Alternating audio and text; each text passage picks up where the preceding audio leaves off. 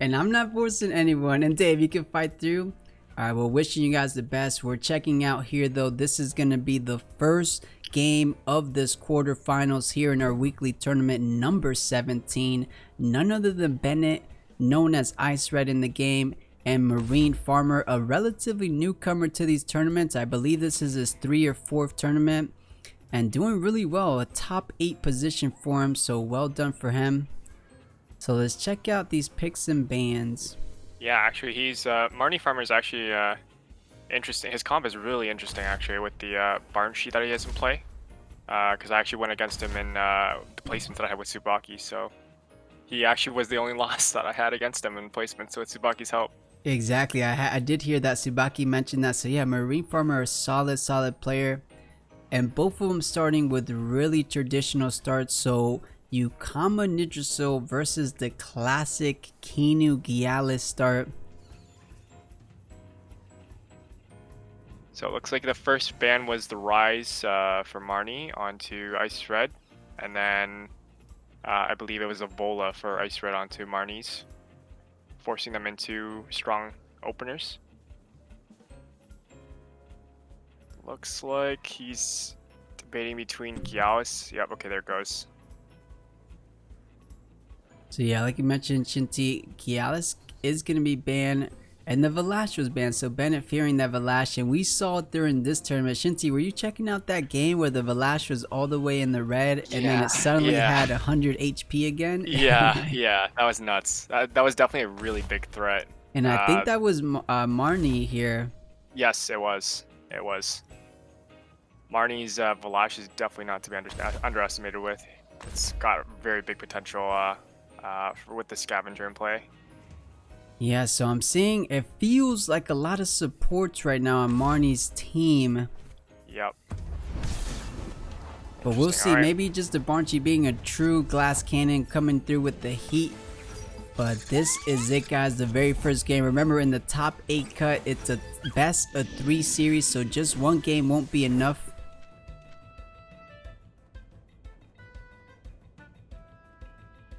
So you can definitely see the Kinu most likely being switched out. Let me just see what's going on here. So yeah, potentially a couple Bamboozle users from Marnie's team. Yeah, definitely from the Pig and Barnchy, most likely. So keeping things rather standard here, we could just get a good old Toxic Synergized Water Cannon into the Gialis. Always does a decent amount.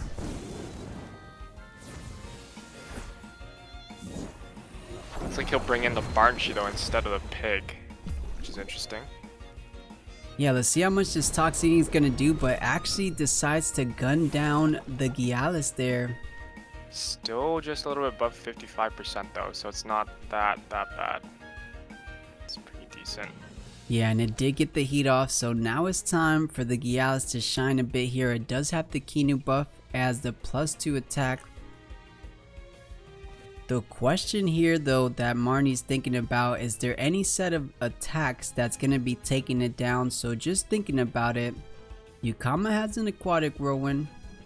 Nidraso has something like allergic spread that will add 2 ticks of poison. Is that going to be enough to take down the Gialis? I don't think so. I don't think so. It might stick with the Toxic Ink, honestly. Yeah, as Potato said, it might stay on with the Toxic Ink, maybe. Yeah, the biggest thing here is the speed of that Barnchy. So of course Barnchy does have a Bamboozle, so Aquatic Whirlwind most likely will outspeed the Bamboozle. So Bamboozle might just be there to save the Gialis from those either Toxic Ink or allergic spreads. We will see though. But yeah, speaking of Barnchy, if he doesn't want to protect the Gialis, he very well could be eyeing that Nidraso or the Yukama. Both of them are looking like good targets for something like a tornado. Oh. Looks like he'll switch out. Okay. So is thinking about just setting up this raid boss Gialis. That's +2 defense, +2 special defense already. Looks like the Nidraso will be targeted but it has energy drink.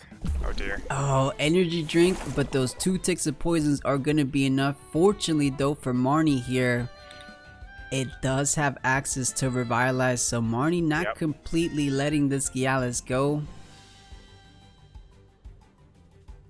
You may have to suffer a little bit though from on Kinu's side with the potential issue with Toxic Ink. Yeah, definitely. So, yeah.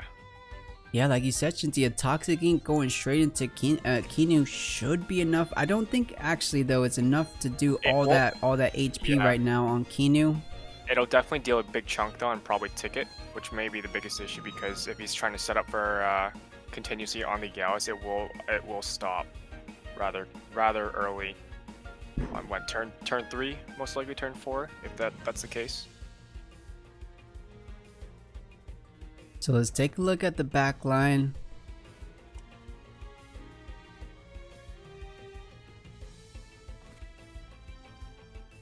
You know, we could revitalize, but Yukama still has a good old water cannon.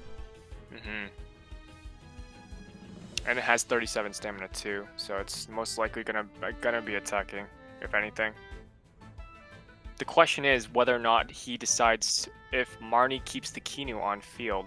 Nijiso can Toxic Ink the Kinu, and Ukama can double down on the Kinu as well, just taking it out of the field on this next turn. Yeah, the thing with the retreating the Kinu though, you're basically giving up the Gyalis, because right now with that single tick of poison is 12.5%, so Gyalis is essentially dead as it stands, so Kinu has to revitalize if Marnie wants to keep his Gyalis. Right. So it's tough. It's a tough situation. I don't blame these players taking their time. I also have to consider that the Gyalis is running Sweatband as well, so... Yeah, so it's definitely a big value Temtem on Marnie's team, so I feel like you wanna save it, you wanna revitalize. I think the Revitalize might come through, honestly. He might sack the Kino for this with this play. Doesn't look like he has much of a choice.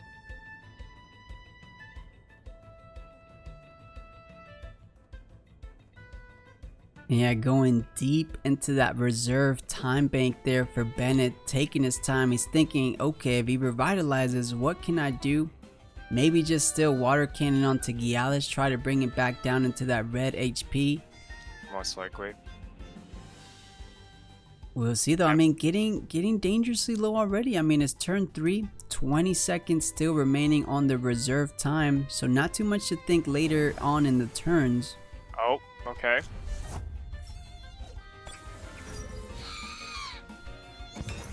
So I guess it's time just for Gyalis to go. Just leave with a good old crystal bite. So not too bad. I mean, you did over 80% damage, so not the worst.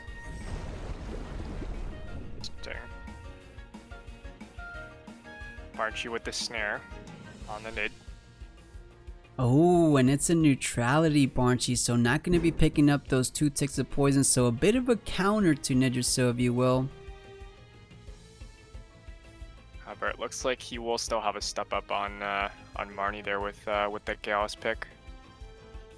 Yeah, definitely. I think Bennett pulling a bit of the momentum in this fight over here in turn 4. But yeah, Nijiso nor Yukama feeling too safe staring down this Barnchy.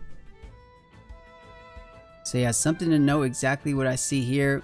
You did mention it, Shinty. It was a snare, so yeah. Nijiso did have that E-Drink. We saw it there from the Haido Uchi, so no E-Drink for the remainder of this game 1.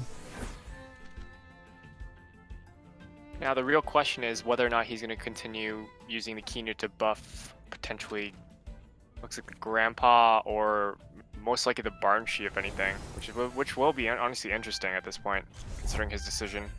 And knowing the tornado's coming, I think Bennett might do a double swap, and I think we're seeing it here. So Vola's going to be swapped out, and Kinu, so buffing it up. Let's see where Marnie wanted to go into.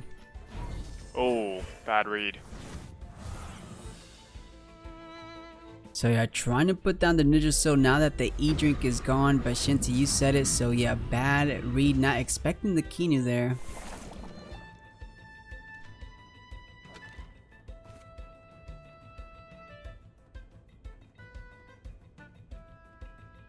now, yeah, go ahead. solid pressure coming back towards Marnie's board. I mean, Noxious Bomb should be doing decent damage to both of these two Temtems. It also looks like Bennett is actually trying to set up for a second win condition with Vola buffing it already at +1 on defense and special defense. So yeah, and I definitely agree with you there, Shinty. I think it's perfect because right now, if that's an anaerobic Voldaren, taking a look at Marnie's team, since this Gialis is down for the count, there's only special attack left. Barnchi's a special attacker, Kinu special, Pig special, Grandpa special. So if you're able to stack it up really good as an anaerobic Voldaren, there's gonna be nothing really taking you two down. right. So that I agree with that for sure. Vola is looking like a good win con. So with the turbo, with the +2 speed, even better.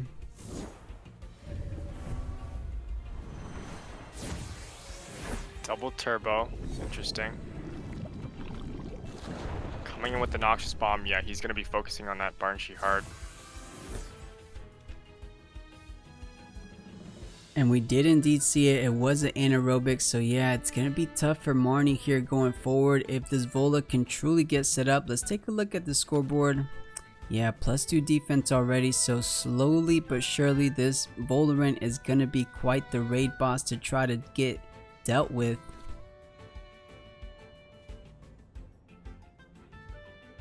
Let's try to think, what can Marnie do here? Well, what I'm thinking is that if he really wants to try and counteract with the Vola, then he may send Pig out instead to kind of set up for a potential bait swap. He could be doing it right here, actually. Oh no, he's bringing Kinu instead. Interesting. Yeah, so buffing up that Grandpa just a bit there, one protected us. So Hypnosis keeps the Vola at bay. Voldaren does get put to sleep there. So no damage done this turn. However, the bigger issue is the Whiplump on field right now. Since that the Gauss is out currently, Whiplump is a huge threat to his team. Yeah, very true, very true. I mean, the only move right now, since it just came onto the field, would be something like a Tsunami, but it would be a wind synergized Tsunami, so it does add those extra ticks of freeze. We could be seeing a good old turbo play coming out from Marnie here, just so that Grandpa's that much faster, that much harder hitting with the hyperkinetics, but nope, Marnie's not thinking that so far. Pig is coming back in now at this point, or Pig is making its first debut on field. Interesting. Okay, so turbos. Yeah, so is trying to get the Grandpa up to +4, but was trying to go into Kinu with the tornado. So solid read for Marnie there.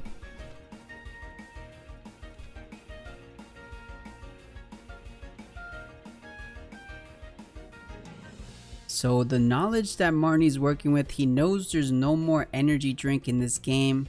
So Marnie, being at +4 speed, knows he has a free Hypnosis on the Whiplump, so that could keep it at bay for a bit. But that's, you know, Vola gets a free Noxious Bomb onto either of these Tems. Most likely, I guess, trying to gun down the Grandpa a bit. It's tough. Whenever you're going win versus win, it's always a bit of a slow burner. I could see a potential of a play if he really wanted to. He could switch in a different Tem and then use Bamboozle. Would that still proc? Oh no, he actually switches. Is it the Kinu? Yeah, it's the Kinu. So it looks like he's doing a slow setup over time. Yeah, and I have a feeling maybe Bennett's thinking the same. Maybe the Kinu onto the Vola, so both birds are looking like, you know, Marnie's trying to set up his Grandpa to be his carry, and Bennett's setting up the Voldaren to be his carry. Let's see how much this Hyper's gonna do. Barely touching him. Yeah, a little under 20% there. And the Kinu now has a tick.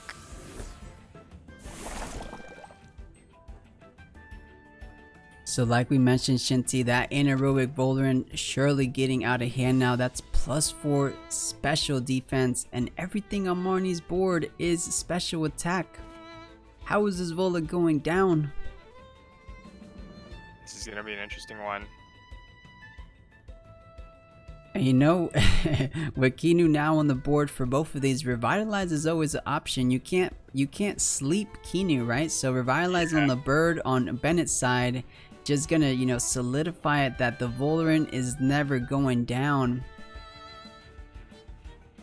We just saw a +4 hyperkinetic strike. That's almost as strong as that's the hardest hitting attack Marnie can do. I mean, you could get one more speed on the Grandpa. Oh, and Marnie realizing the situation. I didn't want to. I'm feeling that Marnie could have potentially set up a fainted curse play with the pig if he did bring it out earlier enough, so that he would at least have some substantial damage, potentially to right slot for Bennett if it did connect. So that could have been a big risk, but it could have worked in his favor. That is a possibility that could have seen that work in his favor. Yeah, definitely. Always a good way to try to do some damage on those raid boss Temtems is try to proc a fainted curse onto it. 40% raw damage. So I agree with that. Shinty could have been a line of play for him. So here we go. Marnie now has counter picks, so a slight advantage here in these picks and bans.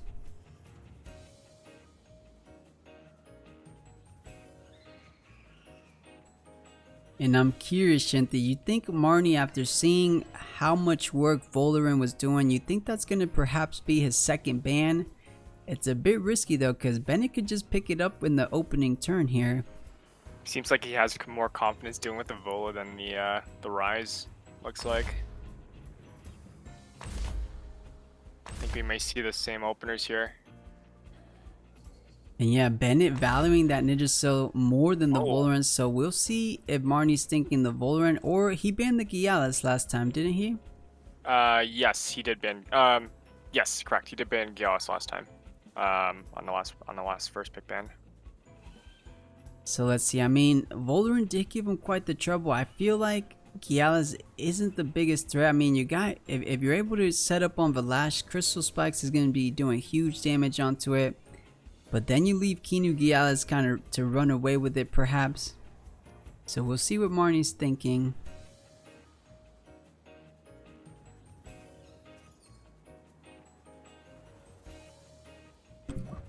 There it is. So yeah, Shinty did find the Volerant a bit too problematic. So gonna leave the Gialis and Kinu open for Bennett, perhaps to pick.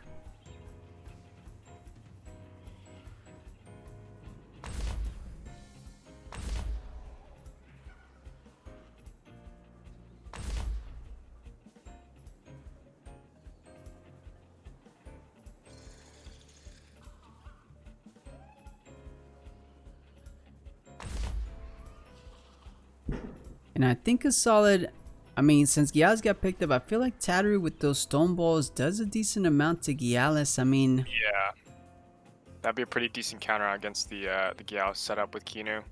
Yeah, maybe a bit worried about the Nidraso and the Mashuk. He's eyeing the Barnchi, but I don't know. Barnchi didn't seem, I mean, he got some turbos off, but didn't seem to be doing a whole lot. It could be probably the fact that Barnchi has the snare. Most likely. Oh, very true, Shinty. So the snare is pretty essential. So Barnchi is going to be picked up. So here we go, everyone. Bennett versus Marnie one more time here in game number 2 of our quarterfinals. Is Bennett trying to close things out in a 2-0 fashion, or Barney trying to turn things around? He is the number 8 seed, so a slight underdog in this situation, but we have seen that before. We'll see if we see that today. There's the heat up. Definitely prepping. May switch out Valash out to Kinu to get set up. Instead stays in. So, yeah, quite the risky play. The Madness buff taking him down to 25%. Toxic Ink though.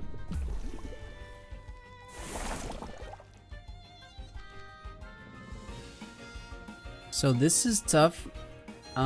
We saw Water Cannon went first, so we're seeing it's solidifying that Bennett's Yukama is faster. So comparing 3 prio move to 3 prio move, Aquatic Whirlwind will be going off before the Crystal Spike on Valash. So Valash not safe whatsoever.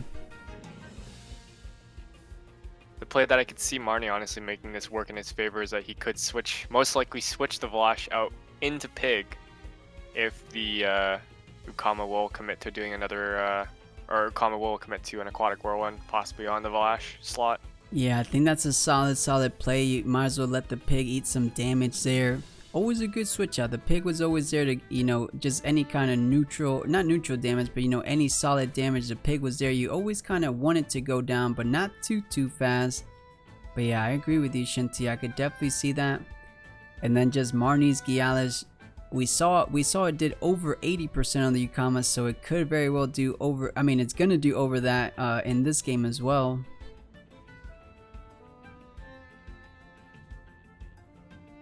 You know, the only problem with bringing out the pig is that Bennett has a rather safe line of play here. He can Aquatic Whirlwind Valash and then Allergic Spread one more time, right? And that might be enough to take down the pig with those poison ticks there. Right. So a little bit rough situation for Marnie here.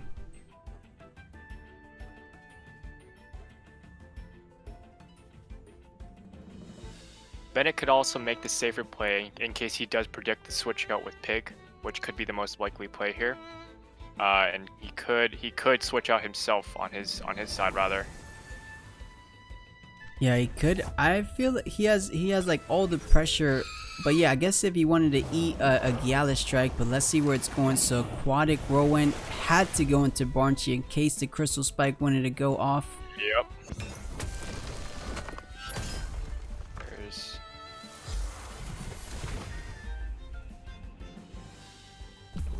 Oh, Marnie with the 5-head plays. Barnchy better than Pig in this situation. As we said in the previous game 1, Barnchy a bit of a counter to Ninja, so the Allergic Spread not even adding 1 tick of poison thanks to that neutrality trait. So Shinty, I think that was the best line of play so far for Marnie there. However, the Ninja still has his E-Drink up though, because it looked like the Ukama proc the snare first off of Banshee. So I'm almost positive that Ninja still has E-Drink. Yeah, it definitely does. Ukama connected first, so Ukama mainly, most likely with Tukma Mass. Tukma Mass, I haven't seen it. What's another item? Yeah, usually something like a Tukma Mass. Yeah, that Banshee did eat up some damage though. Down to 43 already.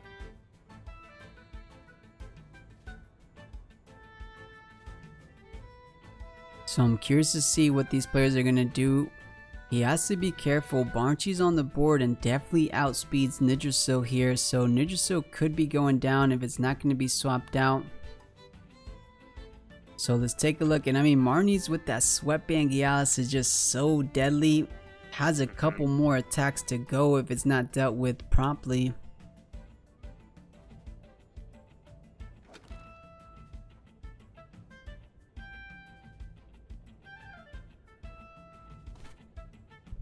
Oh, there's a Bamboozle in play. And he puts Ukama to sleep. And man, Barney realizing that his Gialis was faster than the Ukama there. Really good insight from Marnie. Maybe he saw it earlier in the match. I actually didn't catch that myself, so really well done. Usually a Ukama tends to outspeed the Gialis, but that Houchic coming in super clutch. With the Prio, yeah, absolutely.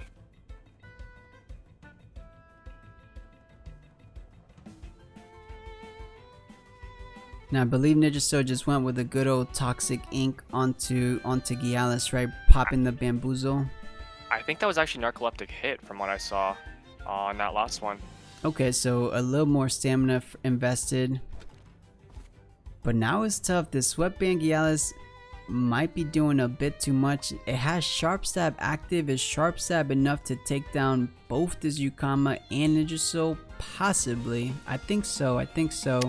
Yeah, I believe so as well.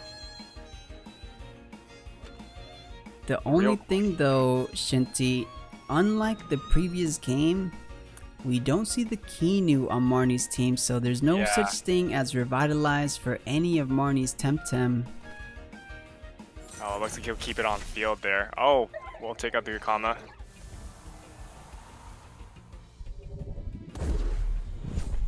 Looks like a bamboozle will be played here as well. Hey. Oh, play. Yeah, beautiful, beautiful play coming out from Marnie. So protecting the Gialis, no 2 ticks of poison. And then the Barnchy doing so much work with his trait alone, that neutrality, protecting himself from literally 6 ticks of poison. And he knew from that last time when he outsped the Yukama. He was able to connect with that hit first. Exactly. I know the Yukama, even if it did an aquatic Rowan, which is 3 prio, the sharp stab is also 3 prio. So just like you said, Shinti, the sharp stab does indeed go before the Yukama. So that's what we saw there. Yukama does go down. I'm surprised Bennett didn't swap considering that, but maybe he had a different line of play in mind. He could at this point now with sharp stab and Houchic. Well, technically the Gyaos on his side would have Houchic back, but he could set up for Kinu on this play, so we could see the swap with Nid into Kinu. Yeah, very true. We could get a Kinu swap, but at the same time, Marnie could read that and a good old crystal bite onto that Nidrasil spot. If Nidrasil stays in, is dead. If Kinu comes out, that's gonna be getting one shot there, so potentially a risky swap, but we will see. I mean, it might be worth just to get that solid protector buff onto the Gialis. Bennett getting low on reserve time though. 3, 2, 1. Okay, pick this play. I always get a little bit stressed out. I don't like seeing people run out of time. Oh, he'll be sending out his Valash. Oh, what did we switch into? And he switches into the Kinu. Oh my goodness. Shinti, you were right on that. Let's see if he does indeed go for Crystal Bite onto that slot though. Oh, that's an instant. That's what we were just mentioning, Shinti. And the Scavenger proc off too. Holy smokes. Yeah, not too bad, not too bad. And what Marnie has going for him is that now there's no 3 prio move except for, of course, a sharp stab. Gialis has sharp stab online, and it actually might be enough to take care of this Valash since it doesn't have any kind of Kinu buff. So that's a little troublesome for Marnie. However, Valash is faster than the Gialis, but I'm not too sure if they were able to see that. Comes Mashuk on play.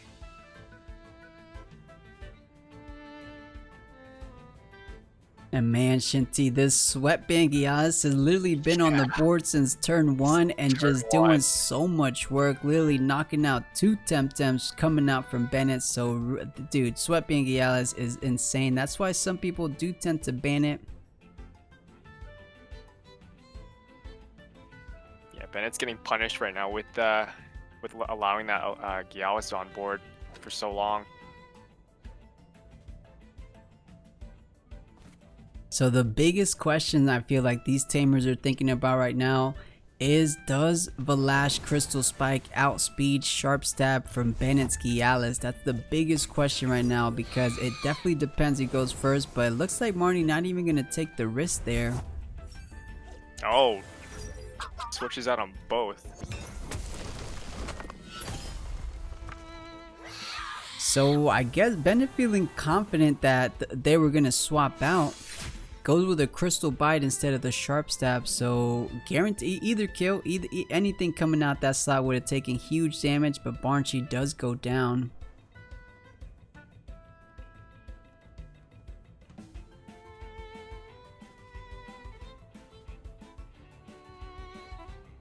I feel like though that read on Marnie's side kind of worked in his favor, because even though if he lost the Barnchy, he could reintroduce and transition right into allowing probably the Gialis back on board if you really want to. Yeah, you know, with the pig out on the board, you do got a bit of protection there from things like Bamboozle. You're right, Shinti. The only problem is Bennett did use Crystal Bite, right? So Sharp Stab, the 3 prio move from Gialis, is still available. So yeah, I think playing it a bit safe. I think it's a bit of a setup turn for Marnie here. And then perhaps some Hypnosises coming out from this Grandpa.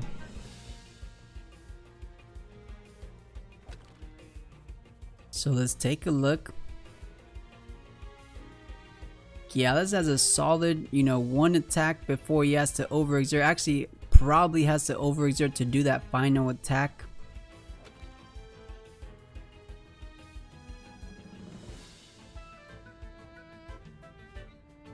So Martin not looking too bad here. I mean, the final 3 Temtems remaining for Bennett, and one of them gets checked by 2 of these Temtems. The Grandpa, if it gets a turbo choreography play, a wind burst followed by a hyperkinetic strike should be enough to take down that Mashuk, but we're just gonna have to wait and see. Looks like you go for the wind burst. Ooh, reads right into the Ninja Cell. And huge, the bully is activated, so 30% additional damage. So man, Marnie with the read so far, I mean, I think he was just trying to do solid damage onto the Gialis, but now the final 2 Temtems remaining for Bennett, and Grandpa with the hyperkinetic strike, still with the Hypno, Higgs with the Hypno, the Valash and Gialis in the back line. This might be Marnie's game to lose. He has all the tools here available.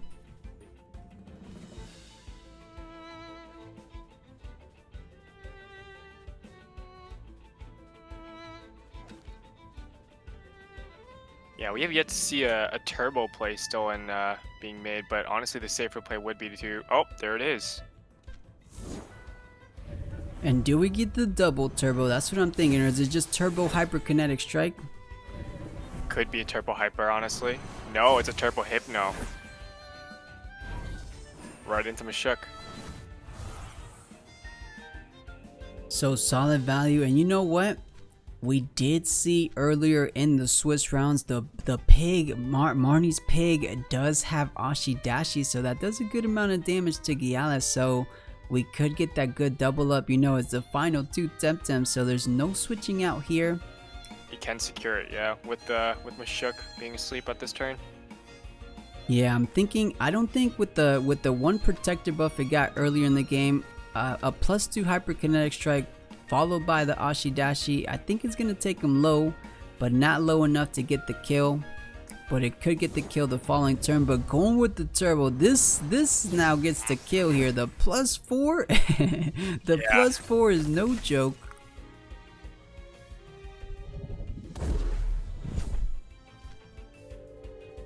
And you know, something that we haven't noted on is the pig could just stay on the board until it dies, so that's a guaranteed 40% damage going on to either of Bennett's Temtem. So they're not too, you know, they're at 100% right now, but that can turn around fairly quickly. It looks like he's trying to allow the Mushuk to most likely either uppercut it or Rushial into the Fainted Curse.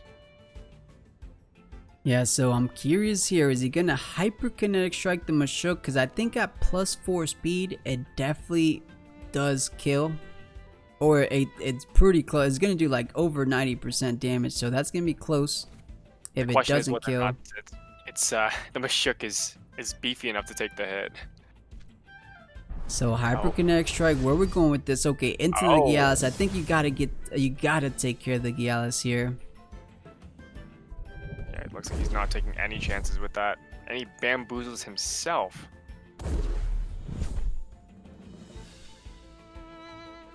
And solid play coming out from Bennett. So probably expecting the bamboozle, goes with the rest. So actually, this is a free turn for Gialis. Gialis is gonna go on a murder spree. So any Temtem that comes into that Grandpa slot, or if the Grandpa stays in, is gonna eat a huge crystal bite, followed by the Mashuk. And Mashuk being at +1, I haven't been keeping an eye out. If Mashuk gets a perfect jab followed by the crystal bite, that's gonna be insane. But you know, base speed Gialis is faster than Mashuk, so I don't think you really gotta speed up your Mashuk to do so. But yeah, something to note is that they both overexerted, so it's literally a free turn for Bennett. So let's see.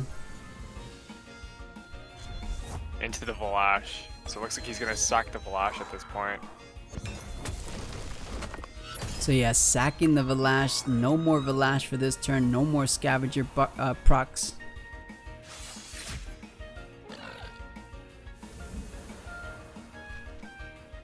Yep, some Mashuk eats into the Fainted Curse now. Alright, so Marnie finding himself in the last 2 Temtem situation. Crystal Bite just connected, so Sharp Stab is online. I do believe Hyperkinetic Strike was used the turn Grandpa got retreated, so that's not online currently. Bennett's Gyaos looking really threatening right now. So I mean, what Marnie has going for him, he also, I mean, he has the Hypnosis online. He could honestly Hypno the Gyaos, most likely, if he really wants to secure the play. Looks like it might be the case here. Well, I'm thinking the Mashuk. Oh, the Gyaos. Okay, so just keeping it at bay for this turn. Uppercut into the Gyaos. Not gonna be enough. It's gonna take. Actually, not even with another one is not gonna be enough. Uh-oh, this could be a problem for Marnie.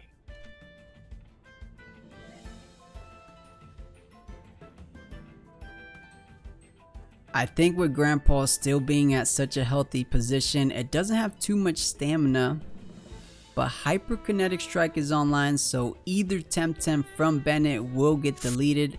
So I think the Gyaos is going bye-bye. Peace. Yeah, Peace out to Gyaos. Down it goes, so it is Marnie's game. I'm thinking, let's see how much this Crystal Bite is gonna do.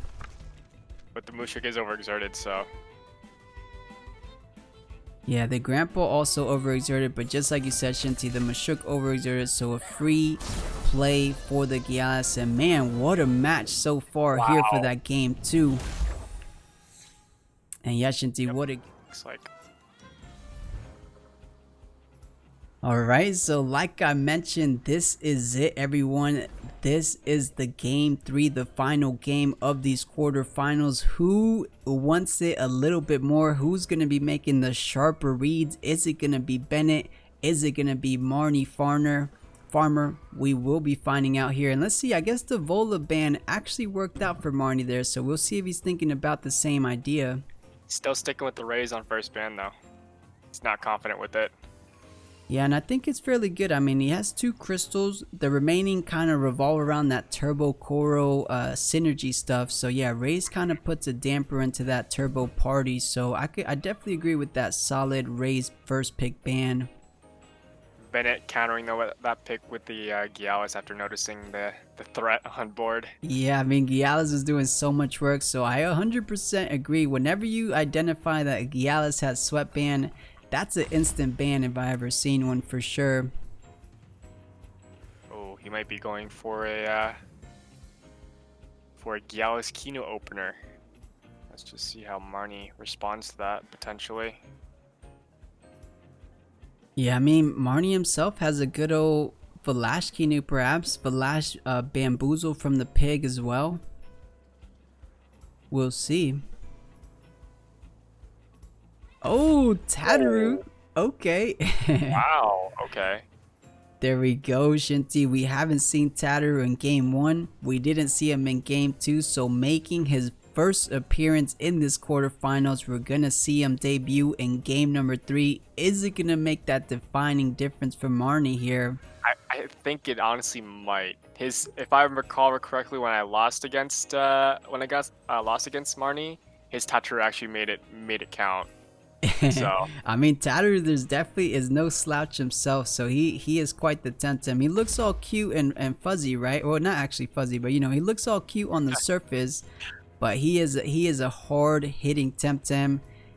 And Gyaos is not going to be putting on pressure that first turn, but if it stays in, Stone Ball looking straight into the face of Gyaos, so that's something Bennett has to be wary of. Looks like he will be using Tataru and Valash at the beginning with... Oh, wow. Gyaos answered with Mashuk instead. Yeah, not too bad, not too bad. Mashuk does kind of answer the Valash. You know, if it was a Kinu, it wouldn't be the worst. Kinu does do super effective damage onto the Tataru. but it's a bit risky. If Valash doesn't want to go with the madness buff, a Crystal Spike into Kinu will be pretty hard hitting. It won't kill most likely, but it'll be pretty devastating for that opening turn. Yeah, it looks like that opener may be an answer towards the Valash actually instead. As it looks like Prodi mentioned about the perfect jab and drill impact. Exactly, right? But no, I mean, Bennett most likely 99% sure not going to be running drill impact, so a heat up. And yeah, the Houchic definitely an answer to Valash, but it's not going to be too much pressure. I mean, a solid uppercut, a solid perfect jab is going to do damage. It's going to have a good setup for later, but the Valash might be a bit not free madness buff, but not too much pressure for that opening turn. Yeah, looks like maybe trying to go here for a turbo play on the majority of his team with Pig and Grandpa on that last 2 picks. Yeah, so those are the only turbo users. Actually, Tataru can do turbo choreography too, and I'm assuming on his win-centric team that he most likely probably has turbo, but this is it, guys, to see how that opening play is gonna turn out. We're gonna see Tataru in action for the first time in this quarterfinals. As I mentioned, guys, only one of these is moving forward to the semifinals. Is it gonna be Bennett, or is the underdog Marnefarmer taking the #1 seed down? We're finding out now.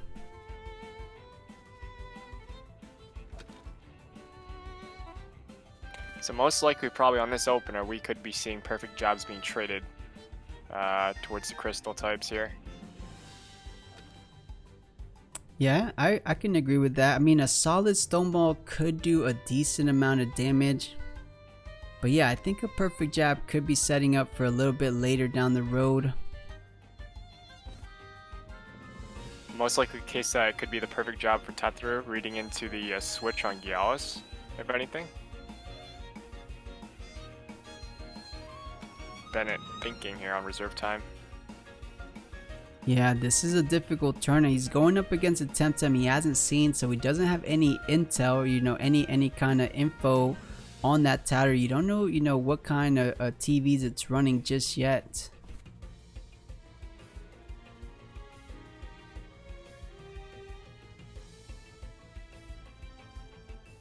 But I think Marnie does have a solid madness buff, but going aggressive here. Crystal Spike going to 65.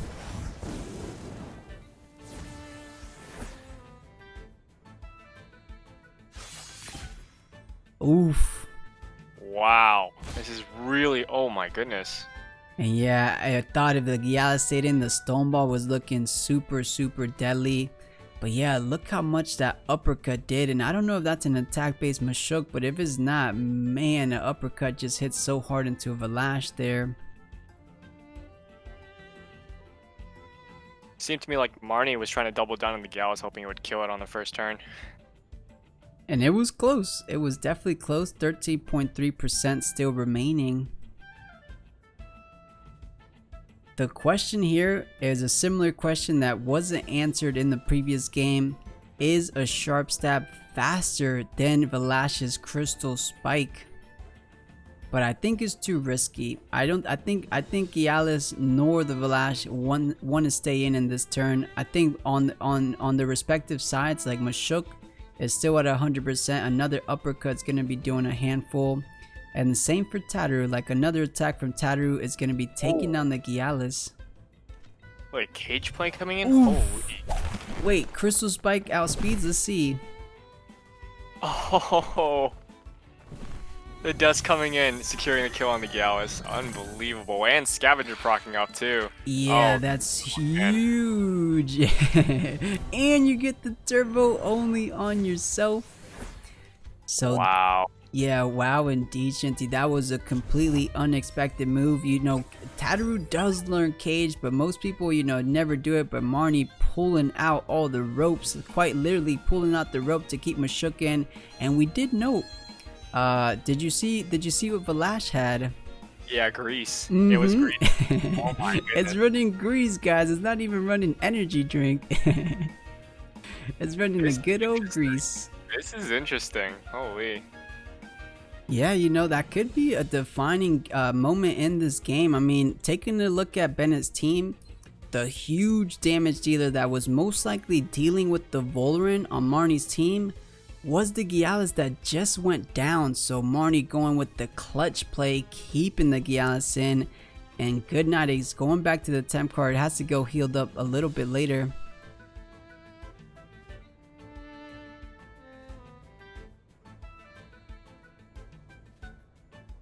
Comes out with the switch into the Vola. Yeah, it could be a turbo play here. Let's see if Marnie's thinking about that. Yeah, looks like you called it right, Plus.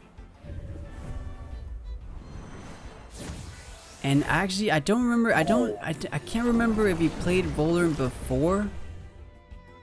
I believe he did on the first round. He did play Vola. Do you remember, Shinty, if it was anaerobic or aerobic? It was anaerobic, I believe. Okay, okay.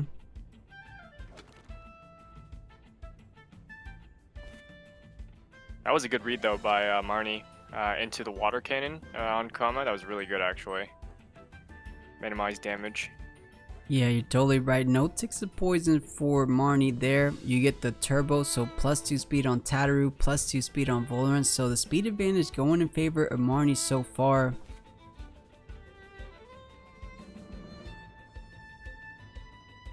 He did get that essential -1 defense, but it's only for the Mashuk, the Wimplump, the Yukama. None of those know any physical moves, so it's literally only for the Mashuk there as it's running out of stamina though.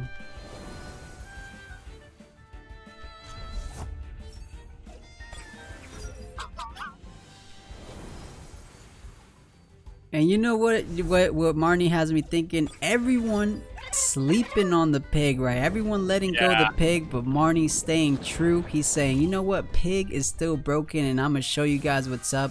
Let me use these bamboozles, let me use these turbos. So yeah, maybe pig didn't go anywhere, it's just people's preferences.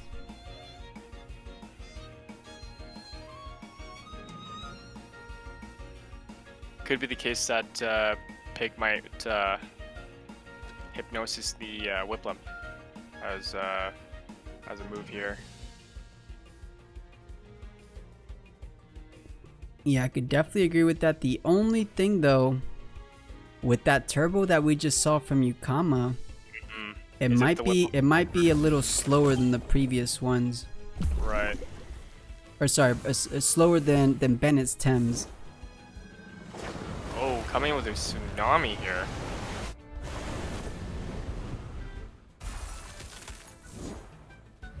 Oh.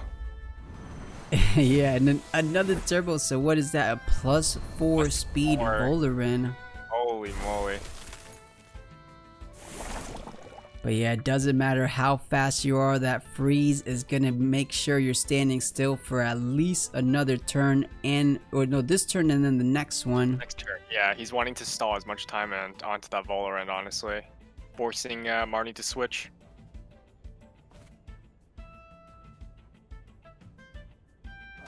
You know, since we just saw Wimplump wasn't oh no, pig just got a turbo off, so I think the pig is now faster than both, at least the Wimplump. We'll have to see about the Yukama.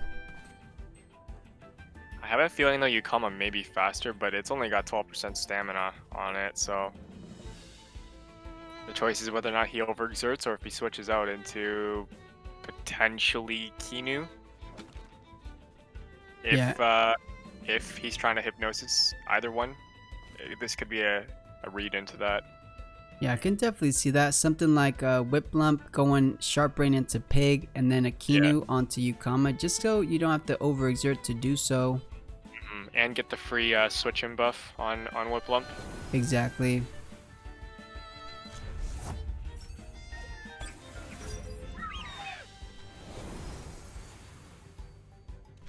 There it is.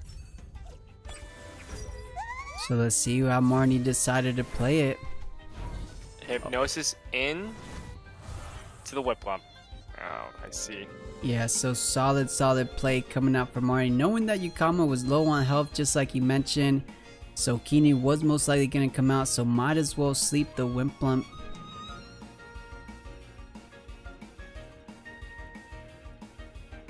And now Marnie might go a little crazy with these turbos, so I think it's a rather free turbo from either the pig or Grandpa. Most likely Grandpa, if anything. The question is if he keeps the pig in to get +4 speed, or if he switches into the Valash into pig slot to get the bonus.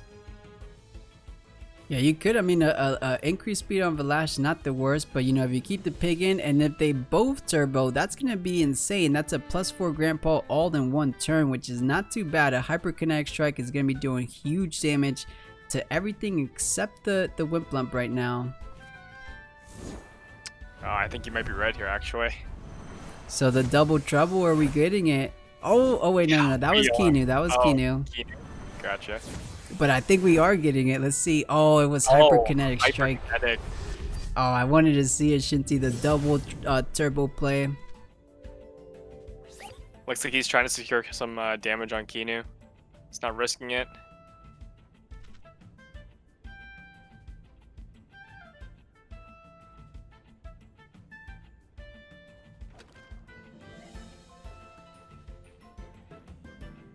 That Vol is also coming out of his out of the frozen status, so yeah, +4. taking a look at the scoreboard. Yeah, no longer frozen. You're absolutely right. So it could be coming out. It does do effective damage to the Wimplump, to the Kinu, and to the Yukama. So and to the Mashuk. The Vola is Marnie's win condition 100%, as well as the Valash. This is going to be quite the feat for Bennett right now as it stands.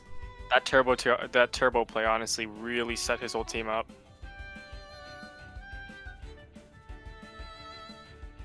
You know, the only a bit of a saving grace, if you will, is Valash did not get a madness buff earlier, so you know it's not the crazy Valashes that we're used to seeing, but still, Valash is a Valash, so you always gotta be wary of them. Sharp Rain. Into the Grandpa. Interesting.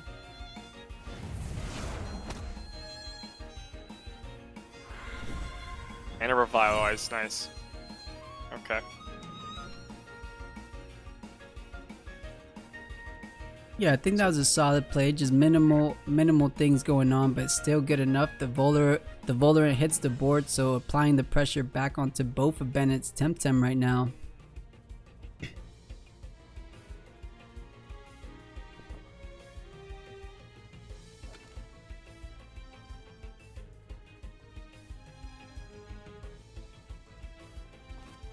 And you know, taking a look at the back line, this Grandpa and this Volerant, as it stands right now for Marnie, pretty much kind of checkmates Bennett's team right now. I mean, yeah, it really does. Hyperkinetic strike into the Kinu slot, even if you swap into something like Mashuk, if you swap into Yukama, those are going down. And then just Volerant, you know, Noxious Bomb into Wimplump. Any switch as well. I guess the Mashuk onto Wimplump wouldn't be the worst, but you know, Wimplump being still healthy, maybe wants to still be on the board here.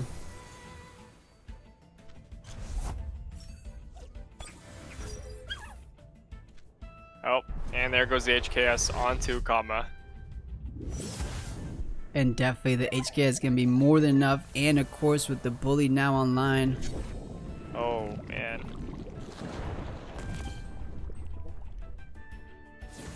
Whip still stays above at least 60. I'm surprised about that, actually. I think we had a Kinu buff, right? +1 on at least one. Yeah, looks like it's gonna get its second one right here.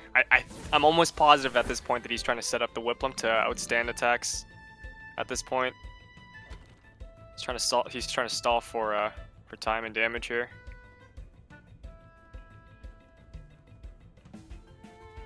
Yeah, the thing about Whip is that it's kind. I mean, it's at +4 speed, so it is faster than the Grandpa. So I was about to say Grandpa could just sleep it, but no, Whip is faster right now.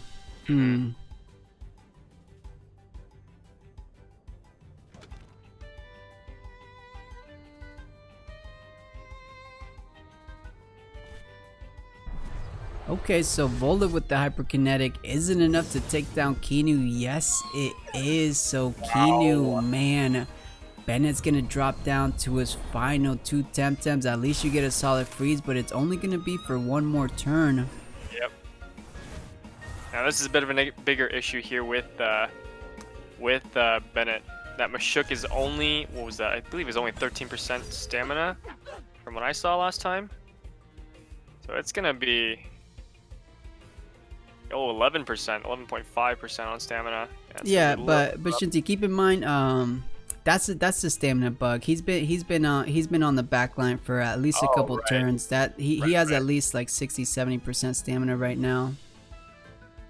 So he's fine. That the bigger thing though, Grandpa did just overexert, so not too worried about hyperkinetic. But if you can't take the Grandpa down this turn, the Grandpa is gonna be coming through with the hyperkinetic the following turn. Uppercuts into Pig.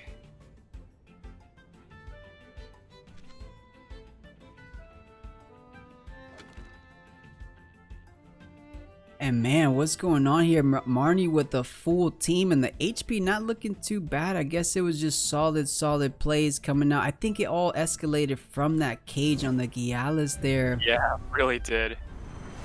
Looks like he's just gonna keep turboing into HKS. And yeah, Mashuk is out of here. +4 speed. Oh, 0.5 though. 0.5 though, not too bad, not too bad. So Sharp Brain does solidify that kill onto Grandpa. But man, I was certain a +4 hyperkinetic strike most likely kills. I guess that's max attack, or sorry, max HP, max special defense with the coat. Unbelievable. Yeah, so literally 99.5% damage. Insane. So the play that he could make here.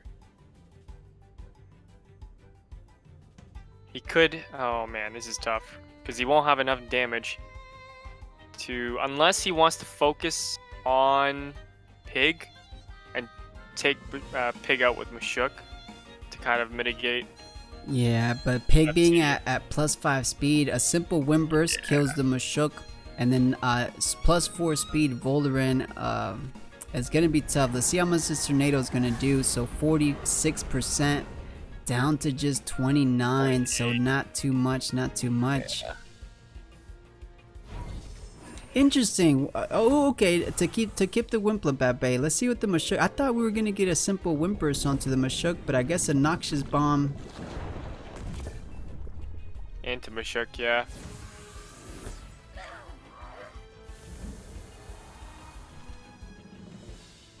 I guess Marty just playing the long game right now, just saving up some stamina. I thought, it could just be a solid, just you're at +5 with the Pig. You might as well just do any attack, a simple wind burst, even your Ashi Dashi you have in your toolkit. I think he just didn't want to risk it with the whip lump up. I guess so. I mean, we saw how much Tornado did. It did about 10% or so, a little bit over 10%. 12, roughly around 12, yeah. Let's see how much this does. So 61 all the way down to 33, so almost a third there.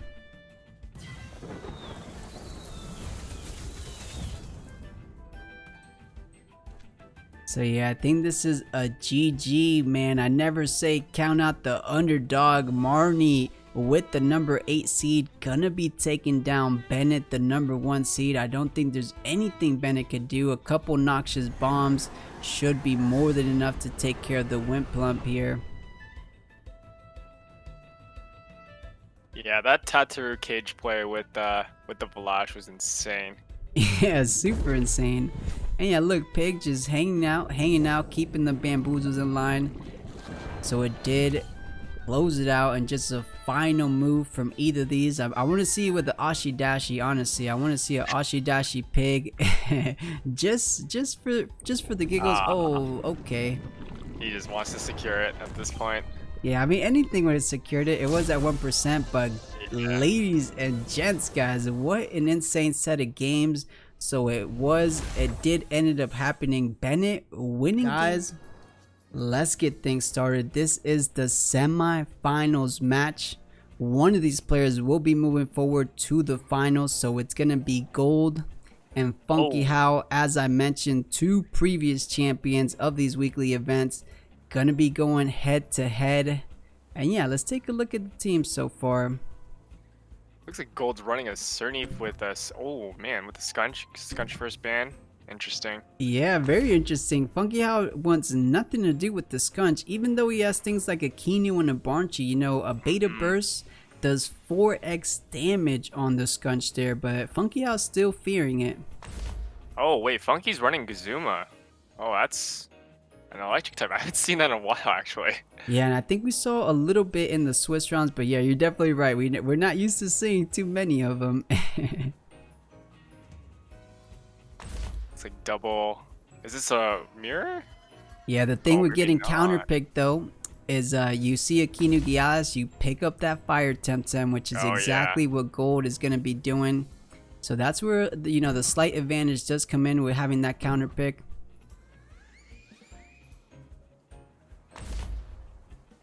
There's the Mashuk. And I think FunkyHao doing an excellent job. You know, you got the Gialis and Mastion, but you picked up Mastion, so he's gonna be banning the Kinu, and that might be a huge difference maker.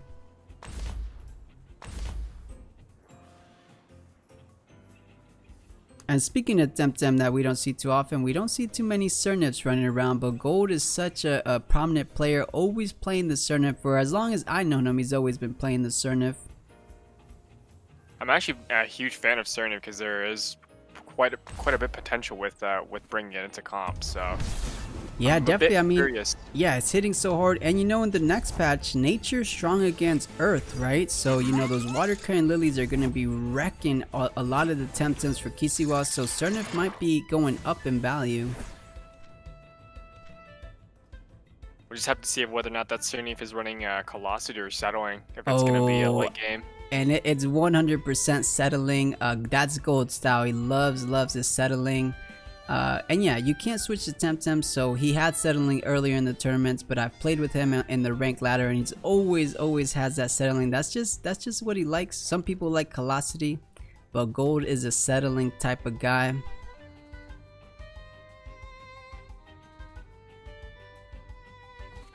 So a big question for me is FunkyHao keeping his this Gialis, and I think the answer is a hard no. He wants nothing to do with his Mastion Embers.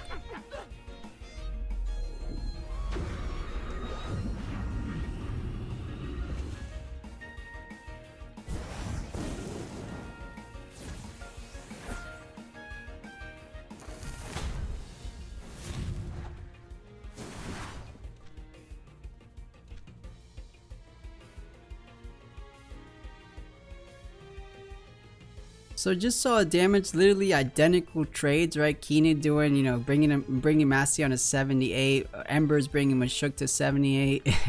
So almost did the exact same damage there.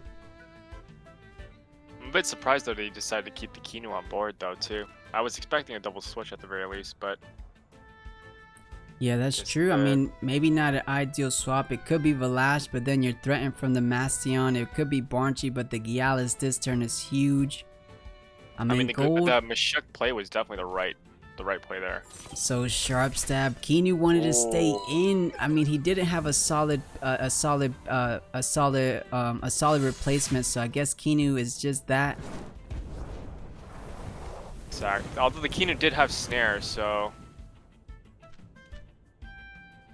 yeah, and that could be pretty essential. However, I do know based off the previous rounds in Swiss, the sweat ban on Golld is on the Cernif, right? So Gialis most likely running something like an umbrella, perhaps an ice cube, so not too impactful like it would have been for like Marnie's Gialis per se. But still, snare's a snare.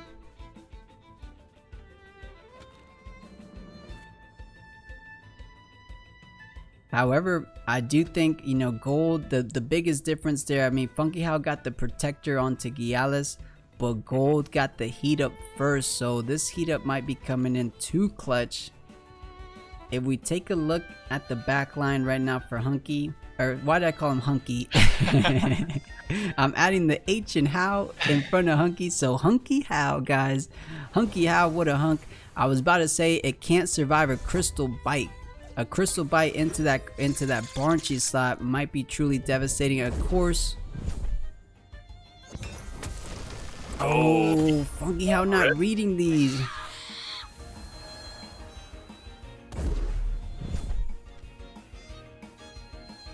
Oh, I don't know if that was worth it. Yeah, it must be a neutrality one, because if you took note, Barnchy did outspeed Gialis, but I guess you can't bamboozle yourself. That's the biggest difference between the pig and Barnchy, right? You could have almost protected yourself from a devastating crystal bite. But yeah, he kind of forced himself to bamboozle the Gialis there. Now Funky is in a bit of trouble because Golld does have momentum on him now at this point. Yeah, huge momentum. Kinu down, Barnchy down, and I don't even think the Gialis overexerted there. So if he wants to just overexert pretty hugely here, he can. But not recommended. You know, you've done your job. Just put it in the back line. Maybe bring out something like Houchic. But yeah, as you said, Shintegami, a lot of momentum going the way of Golld so far. It looks like he's gonna actually make the play with the Houchic there actually. Ooh, Funky with the speed. Okay, making sure the Gialis outspeeds the opponent's Gialis. And it looks like he's risking it for the Gialis to take hits here. And yeah, not too bad, not too bad. The Kinu protector buff coming into play there. I know, I feel like that's an underrated play. I feel like turbo choreography on Gialis, a lot of people don't tend to do it, but it's actually a really solid play, making sure that even something as heavy as a crystal bite is going to be outspeeding your opponent's Tem. So it's actually a solid play. I feel like though in terms of Golld's favor, yeah, swapping out into the Vola.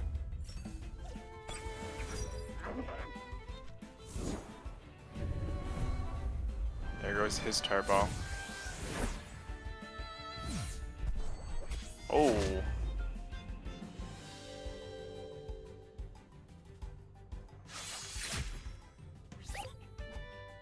Yeah, not too bad. Already under 30% as it just hit the board. And you know, as you mentioned, Shinty, it does have it did get the turbo, but it might it might be a bit too late here. It's already under 30. Looks like Funky's trying to go for aggressive plays in order to deny win conditions on Golld team here. Plus, I don't think he can really afford to swap the Gialis at this point because all he has left is the Valash. So let's see, Hyperkinetic Strike onto the Houchic. Is it enough? No, it's not. We see this one more time. Houchic surviving by literally 0.5% again. Or it wasn't the same match, but it happened one more time. It's the same thing. We're seeing deja vu right now. Oh, there goes the win. So here we go one more time. Game number 2 of our semifinals. It's gonna be Golld. Up one solid game so far, but FunkyHao, as we mentioned before, definitely no slouch himself. Let's see if he's gonna be making some adjustments going forward into this game too, and see if he could turn things around for himself. Looks like the bans are gonna be this different a bit this time. Golld's banning Funky's Kinu. Opens up with the Rise as well. Oh, this is gonna be a little bit interesting now. And still decides to go with the Mastion now. I guess just betting Funky was going one of these crystal Tems here. And yeah, you know, looking at Golld's team, this is interesting. No water Temtem whatsoever on his side. So just relying on things like the wind Tems to try to deal with these fire Tems.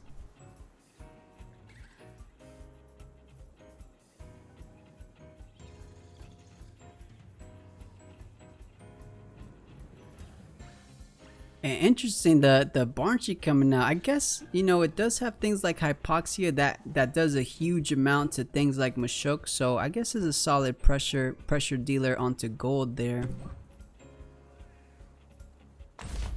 Yeah, it looks like he's gonna be picking into the Vola here and banning Funky's Vola actually.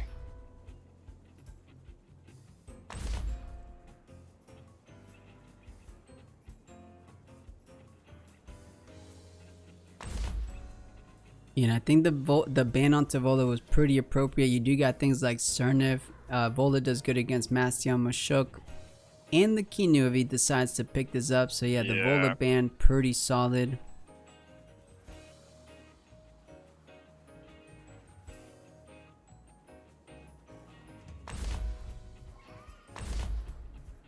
Ooh, FunkyHao picking up both Crystal Temtem, so we'll see how that's gonna work out. I think Golld did a solid job though. Without Kinu, those Crystal Temtems aren't as problematic.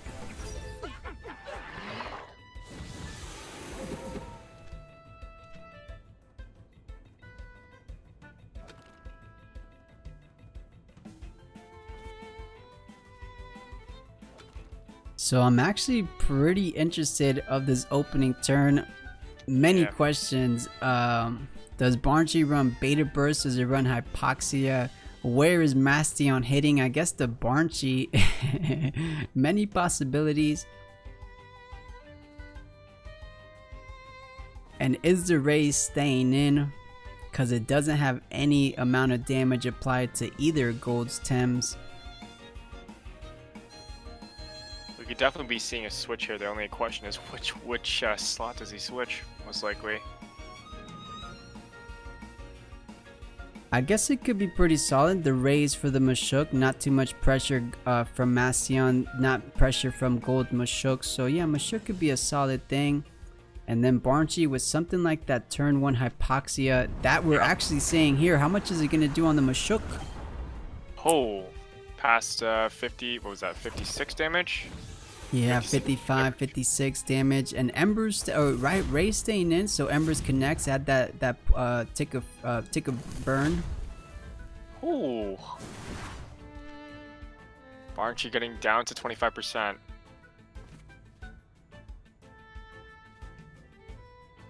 And I think it just revealed it was neutrality, which is why we didn't see the bamboozle before. So it doesn't get the tick of burn. So yeah, 100% neutrality.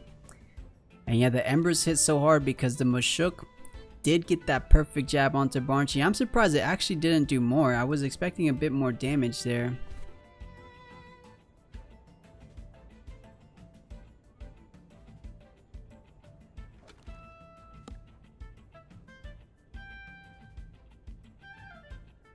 So we do know Hypoxia is not on a cooldown, so if the Mashuk wants to stay in, it will be going down to Barnchi. As we saw, it was the first to go last turn. Oh, but there's the switch into the from the raise into the Mashuk here. Oh, we might get a turbo play from Golld here. Yeah, looks like it. What does the Barnchi want to do? I mean, Hypoxia, so I think go. Oh, whoa. Oh, wow. Oh, we always say it. Hindsight's 2020. I think FunkyHao was 100% certain that Mashuk was going to be swapped out. So we decided to go into that right slot and leaving the Mashuk open here. So, I mean, Golld could now retreat it. It's at +2 speed. So now it's a bit faster than the Temtem on FunkyHao's team.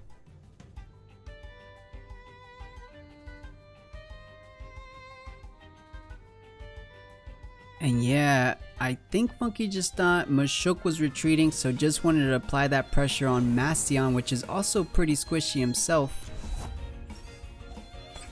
Brings back the raise in to demoralize. Okay, interesting.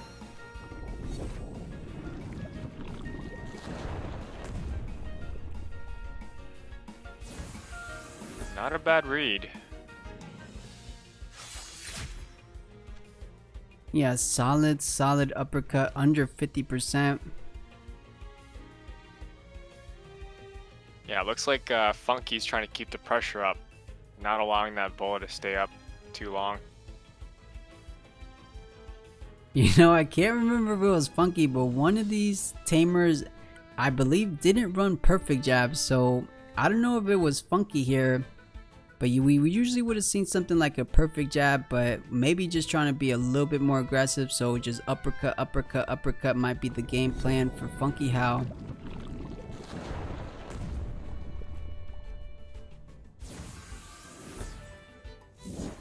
Yeah, looks like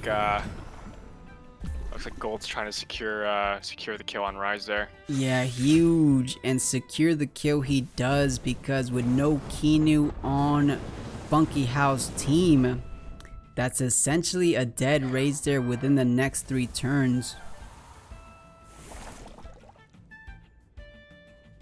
I think well worth.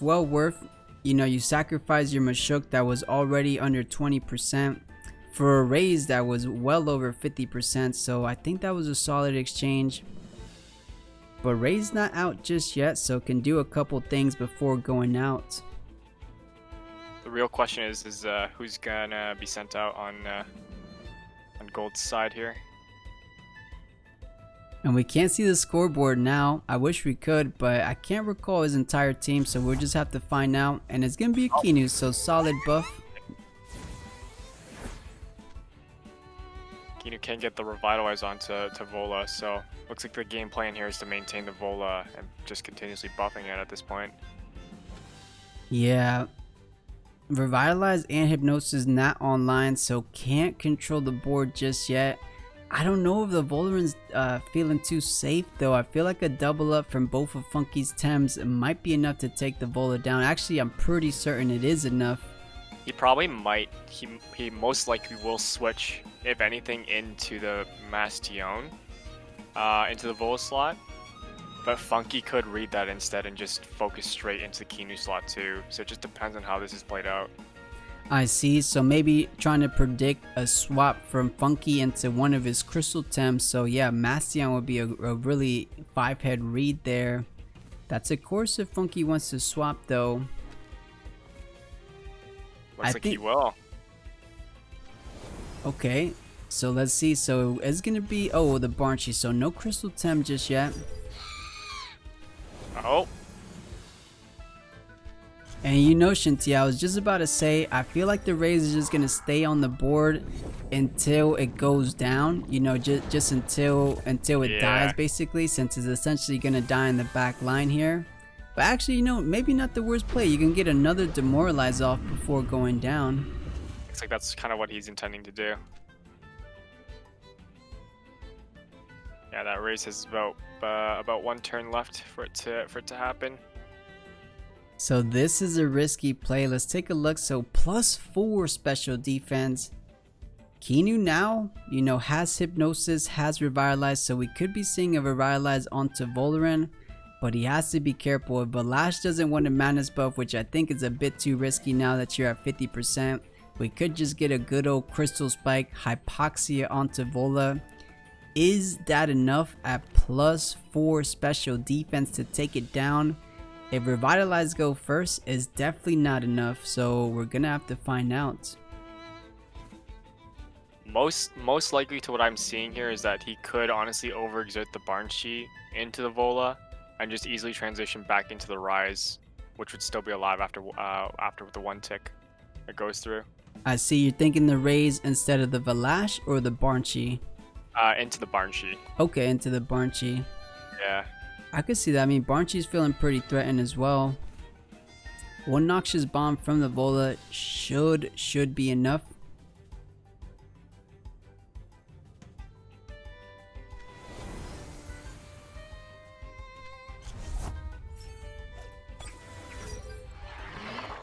Oh, Crystal Spikes. That he might be doubling it. Yeah, he's gonna double in. Tornado. If the Revitalize would have came off, it would have saved the Volaran, but the double trouble coming from FunkyHao, including the Scavenger proc. So yeah, this Funky changes everything now. Definitely, exactly, well said.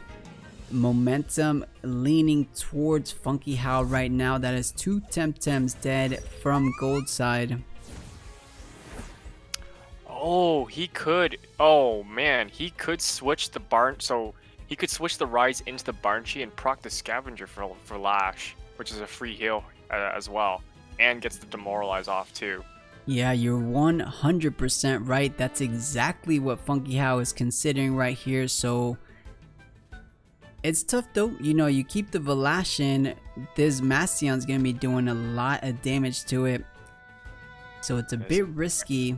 But yeah, you do get the scavenger proc, so it could be a decent play.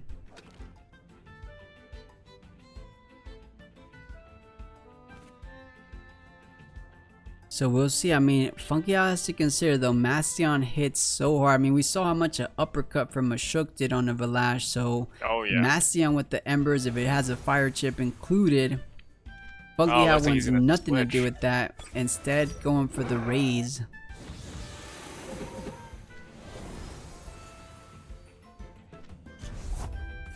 Interesting.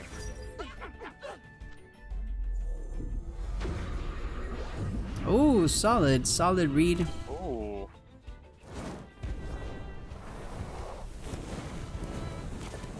And I think Golld covering all his bases there. Gonna be doing 60% damage on the Houchic already, even though it just hit the board right now.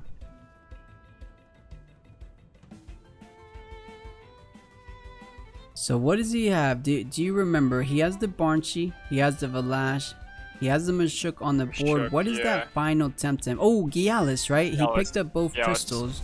Yeah, there it is.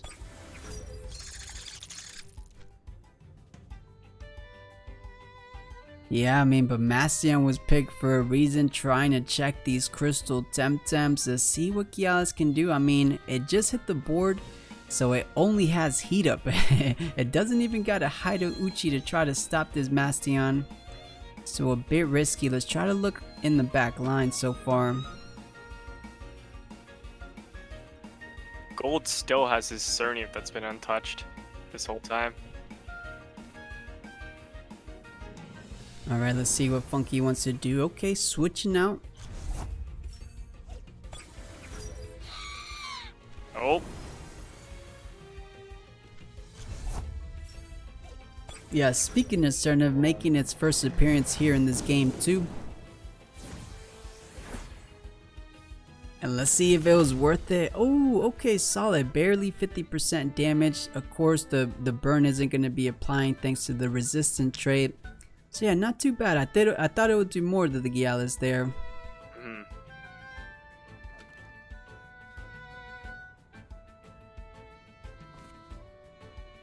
And I keep forgetting. I keep thinking I gotta look out for it. But Shinty, did you catch if there was a fire chip on Mastion? Because that's gonna be a big telltale sign if a Houchi's coming out, right? I don't think it has fire chip. I actually think it might have energy drink instead, because I haven't seen fire chip proc. I think it was only the Prio Maniac. There's the water cooking lily. Ooh, just above 25%. Crystal bite. Oh, going into Mastion. Meteor swarm plays through. Gonna secure the kill on the Barnshi.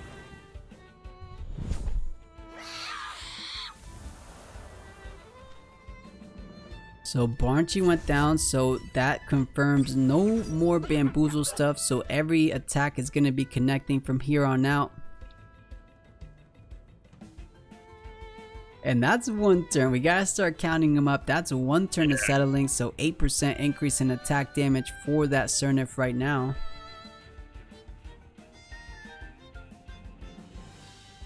Now the real question is, he could stick with the Mastion on board and just Embers, most likely. Is he gonna try and get the scavenger off? Yeah, I think he might here. Yeah, I think you're right. I think since we haven't been seeing the fire chip, the energy drink is indeed, but it didn't even need it, so Embers might connect on this Velash. How much is it gonna do? Okay. Oh, okay. Okay. We got excited for nothing, Shinty. Yeah, I know. But that was obviously the better play, right? Just save your stamina. Don't want to overexert. So he most likely has 2 Embers now. Oh.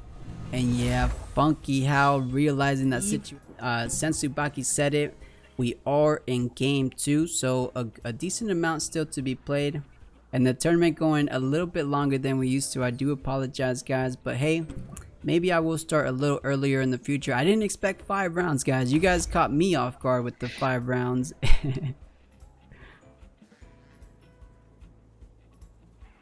Alright, so we'll bring it back to the game. Let me put up the audio a bit.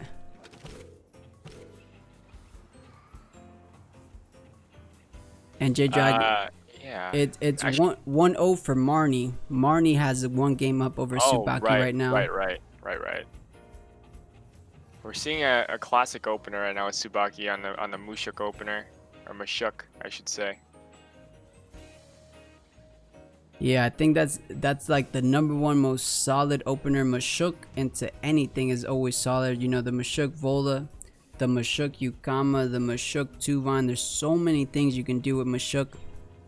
So let's see what Marnie wants to do.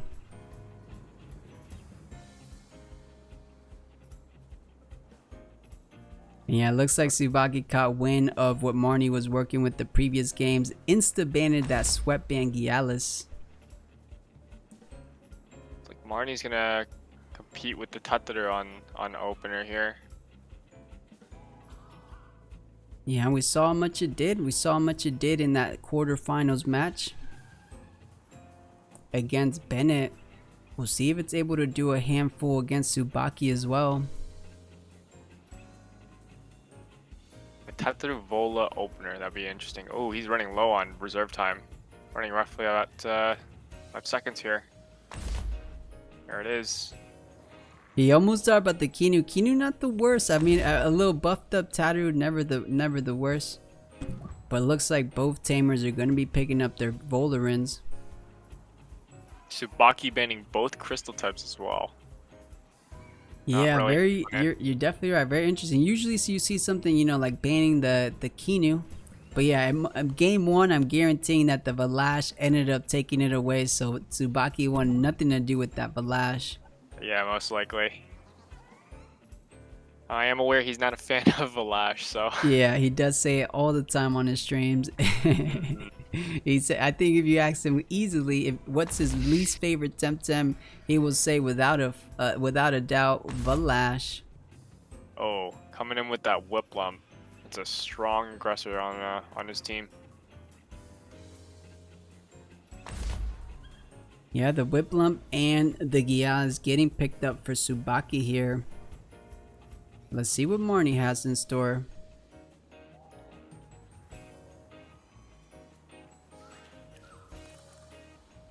Most likely could be seeing the Grandpa Kinu play, honestly, but he could pick up the Barnshi as well instead. Yeah, I mean Barnshi only really saw it against Houchic, so maybe the protective buff's a bit better throughout the whole, you know, the whole game. But actually feeling the Barnshi, and it might be what you mentioned earlier, Shinty. It might be that snare, right? The snare, it might be pretty essential.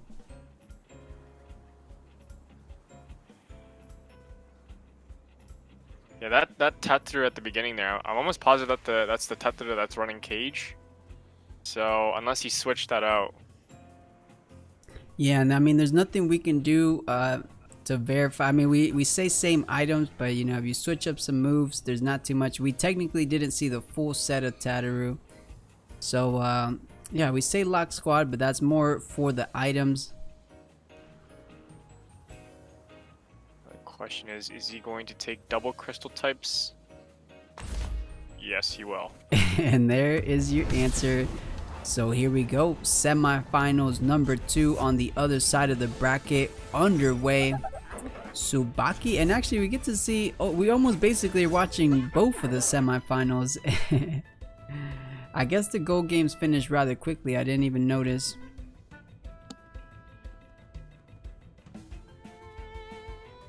So Tataru is essentially like a Houchic. The only difference is that Houchic has the Eurosoul there, so we could be seeing that onto the Tataru. Or if we keep things straightforward, both players might go with the good old perfect jab Feather Gatling into the respective birds. Right. Oh, Double FunkyHao Noxious Bomb onto the Tataru slot here. Yeah, I guess not wanting Tataru to take too much damage. Oh, there's a perfect jab. Yeah, looks like Tsubaki going with the straightforward play, the perfect jab, feather gatling. But you know what? Maybe Tataru doesn't have perfect jab, so I guess he wanted to switch out to try to pressure Houchic this following turn. Yeah, that Vola on turn 1 took roughly 50% damage on that first turn.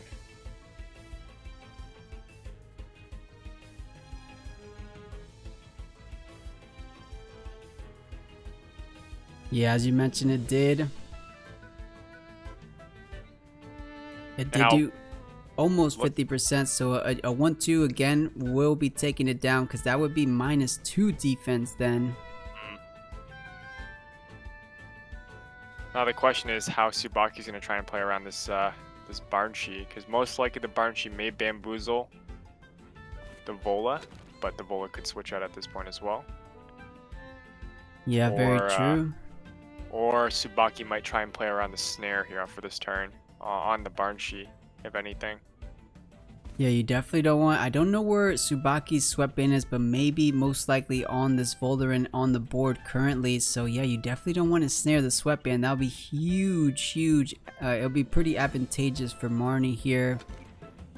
So yeah, I'm trying to think. I mean, maybe it could be just a turbo play for both players. If Marnie wants to be safe, maybe Vola for Grandpa, turbo with Barnshi, and then I guess turbo from Tsubaki as well with the Houchic. Yeah.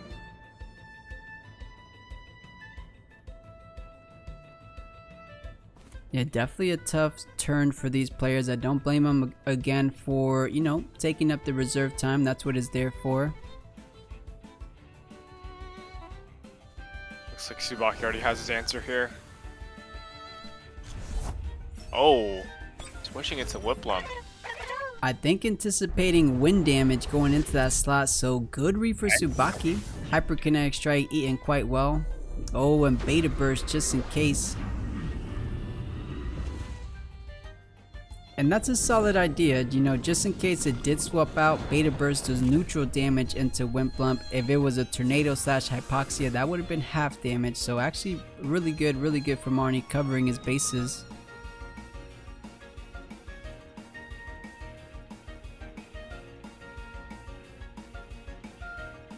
Yeah, looks like the Whiplum was still able to manage to stay above 60% after taking both hits.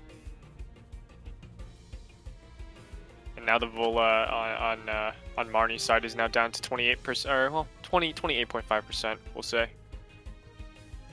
And is Tsubaki Noxious Bomb? I saw the Noxious Bomb animation, but it was onto the Volerin, was it? Vola, yeah. He may have been anticipating that the Vola could have switched out.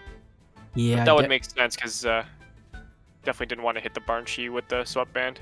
Yeah, I think you're definitely right there. I think he was just playing around, most likely, because you know, if he stayed on the board, it would have killed the Volerin. But Marnie playing the risky game and paying off for him.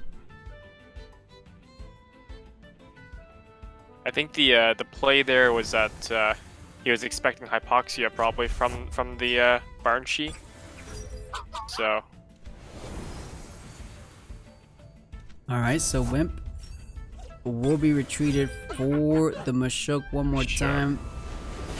Oh, and Marnie getting the better of these reads. So, you know, Tsubaki thought if we were gonna. Oh, and we haven't seen this in forever.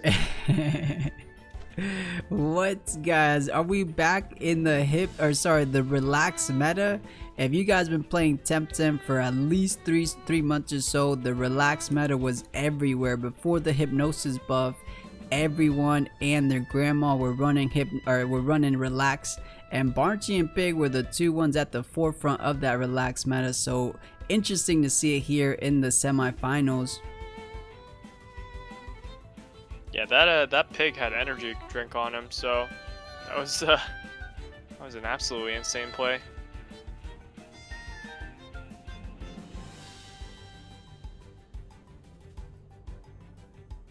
Yeah, Barnchi being a mental 10 won't be falling asleep, and yeah, Pig most likely with that energy drink, so that explains why the Valash wasn't running the energy drink.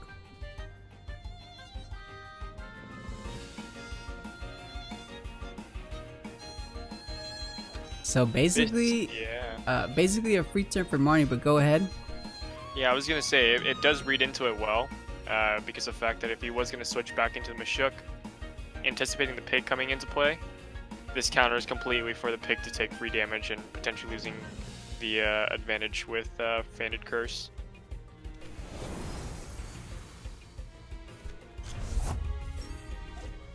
There he opens into Valash. Does a double switch.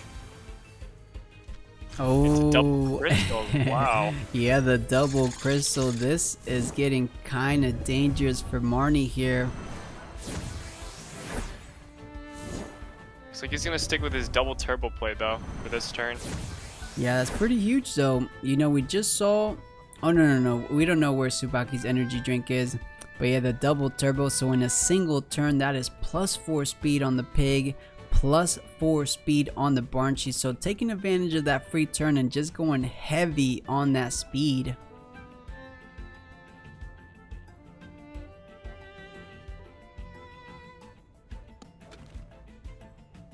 So Shinty, you thinking we're gonna get a setup from Valash and Gialis here? You think we get the heat of madness? Or you think he wants to be a bit aggressive here? I think he actually might go aggressive here. Just because he could double down on one of these two to take out as an advantage. You know, you're definitely right. Reason being, you can't bamboozle the right spot. Well, you can't bamboozle Barnchi, so actually, I mean, you can. If Barnchi swaps out, then you could bamboozle it. But let's see what's going down. Ashi Dashi bringing the Valash pretty low. Oh my goodness. Looks like the Valash has the energy drink on Tsubaki's side here with the madness buff. Oh, this is getting a little bit dangerous here. Yeah, getting low, but that's what Valash tends to do. You get low, but thankfully with those scavenger procs, able to turn things around. But the thing is, +4 speed, so Crystal Spike could go into that right spot. I was gonna say he could make the play here. If he does try to overexert the Barnchi. Well, actually, yeah. If Valash does go into the Crystal Spike onto Barnchi, he'll lose the energy drink. But because of the fact that the Pig is speed +4, the Pig might potentially try and Hypno first on. I mean, he wouldn't even be able to Hypno at this point. He just has to deal damage.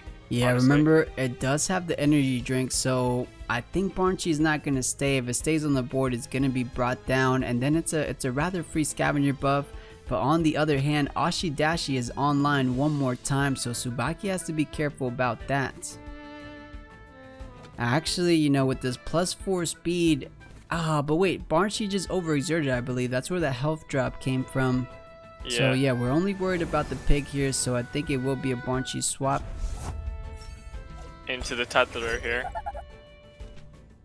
And yeah, so where did this Crystal Spike want to go? Let's see if it's into the Pig. Oh, so Crystal Spike is going to be going off thanks to the Sharp Stab going first.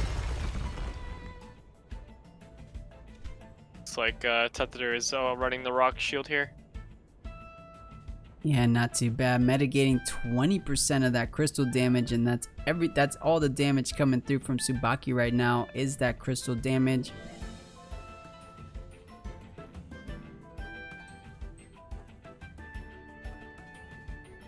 So what can these tamers do now? We've seen it in the past. A Stone Ball definitely kills a Valash. However, Valash would outspeed it, and Gialis no longer has a Sharp Stab, so a Bamboozle one more time from the Pig will relatively be keeping the Kinu safe. But let's take a look. Did we get a heat up before? That's what I thought. The Gialis hasn't got a Kinu just yet in the cage. Yeah, oh boy. Man, Marnie catching everyone off guard with this cage. Oh my goodness. Beautiful 5-head play coming out from Marnie. bringing in the Tataru as the Ashidashi goes online. So yeah, There's the heat up, Valash, yeah. that raid boss Valash will be taken care of. What a beautiful counter against that. Yeah, and same. And you know what? The MVP move of this tournament, I will say, is Cage. We don't see too many cages in the previous, but the Cage has been everywhere in this tournament. I think that's twice now that we've seen that it's secure of Valash kill, honestly, with that Cage play. Yeah, and Ashidashi just being such a threat too. To think that's exactly why everyone, you know, before people were running Ashidashi, but then Valash kind of fell off. But now that Valash is back, you almost have to run Ashidashi on your piggy. Yeah, he had every reason to overexert with the pig, honestly. Yeah, definitely. But now let's see if the double-edged sword is in effect. Marnie's Temtems are locked in, so Tataru can't go nowhere, the pig can't go nowhere, and as you mentioned, Shinty, the pig just overexerted, so you can't get any bamboozles. So this Gialis, this Volran is looking at the Tataru, trying to take it home. It is definitely going to be a bit risky with the Tataru, honestly, in play here.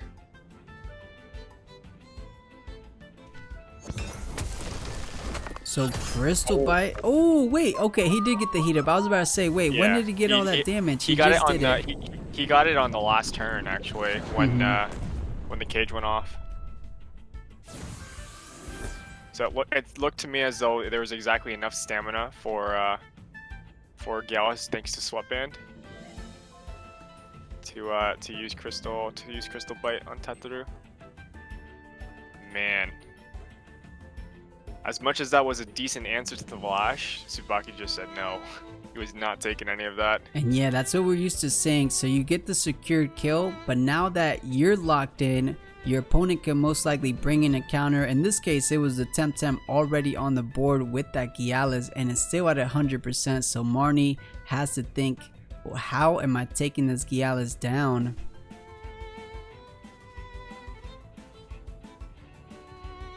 And we'll see on the back line, see if we could brainstorm a little things. Looks like he's gonna try and bring in the Banshee. Keep in mind that the Banshee still has a snare active, so he's hoping to try and have Tsubaki work around that, if anything.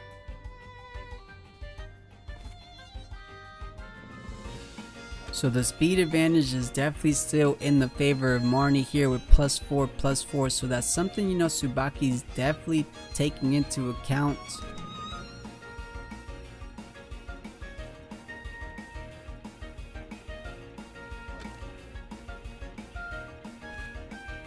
And as you mentioned, I don't think Gialis, well, I know because of the 100%, he didn't overexert, so he could overexert or try to solidify a kill. But it might be a bit unnecessary. Might be better just to recover stamina in that back pocket.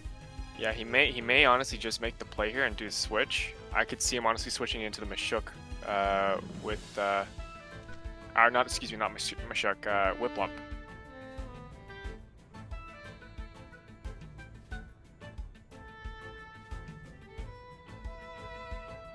We could also see another relaxed play, honestly, with this Banshee. So Tsubaki may be trying to read this here. Yeah, let's see. I mean, it is the faster Temtem. Banshee with recovered stamina. We're gonna find out though. So the pig does retreat. Okay, so maybe a turbo play here. Yeah. And it is just that, but that leaves the Banshee if he wanted to overexert, which he does. He's going in. He's going in with that. And that was the threat, so Tsubaki going with the quite aggressive, and you know, it didn't even come at as much health as I thought it would. He's just about 14% or so. Even though he took the risk with that Sweatband being lost on snare, I think he was willing to gamble it, honestly. Yeah, I mean, just secured a kill. So now in terms of Tem advantage, Tsubaki's leading that race. So 2 Temtems down for Marnie. You did get the turbo though, so before it went down, you did get at least a +2 speed on the grandpa, which is always pretty essential. And now you do got one solid turn to not worry about the Gyalis. It did overexert, so you do not have to worry about it for this turn right now.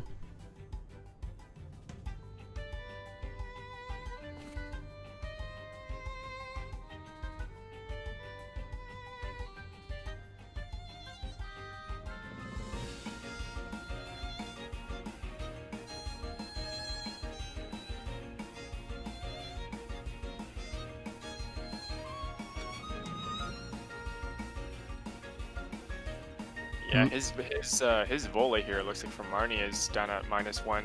I remember he got at the opening he got perfect jobbed with the Houchic here.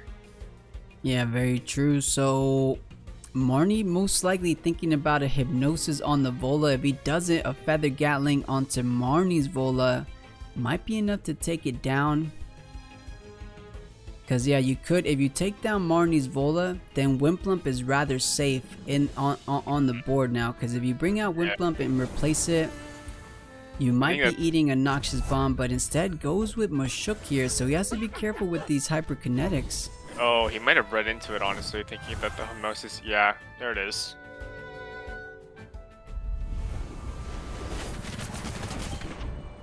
Still goes for Feather Gatling.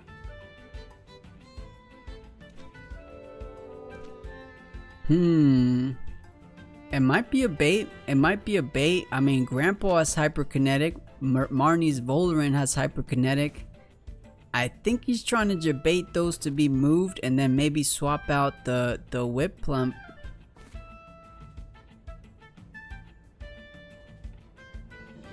There's the hyperkinetic onto. Oh, it stayed in. Oh. And there it goes. Oh, he was reading into it to wake up the Vola most likely. Yeah, there it goes. Wow. Yeah, this is why we said it before. You always, if you have the stamina, you always click an attack just in case you're woken up. And Marnie with a bit of a misstep there. You almost could have just done better with the rest, but you woke the Volarin up, so you get the Feather Gatling to the face. And that depends. We'll take a look at the speed. Unbelievable. He read into the Houchic staying with the hyperkinetic. That was the biggest bait. Man, oh man, oh man. Yeah, man, oh man. Wow. So Marnie is gonna be game, but yeah, you're absolutely right. The biggest strength that we've seen in Tsubaki from the past, even if he loses a game, he literally just he's always calm. He always remains calm and collected, and just strategically thinks about, okay, what was the biggest threat?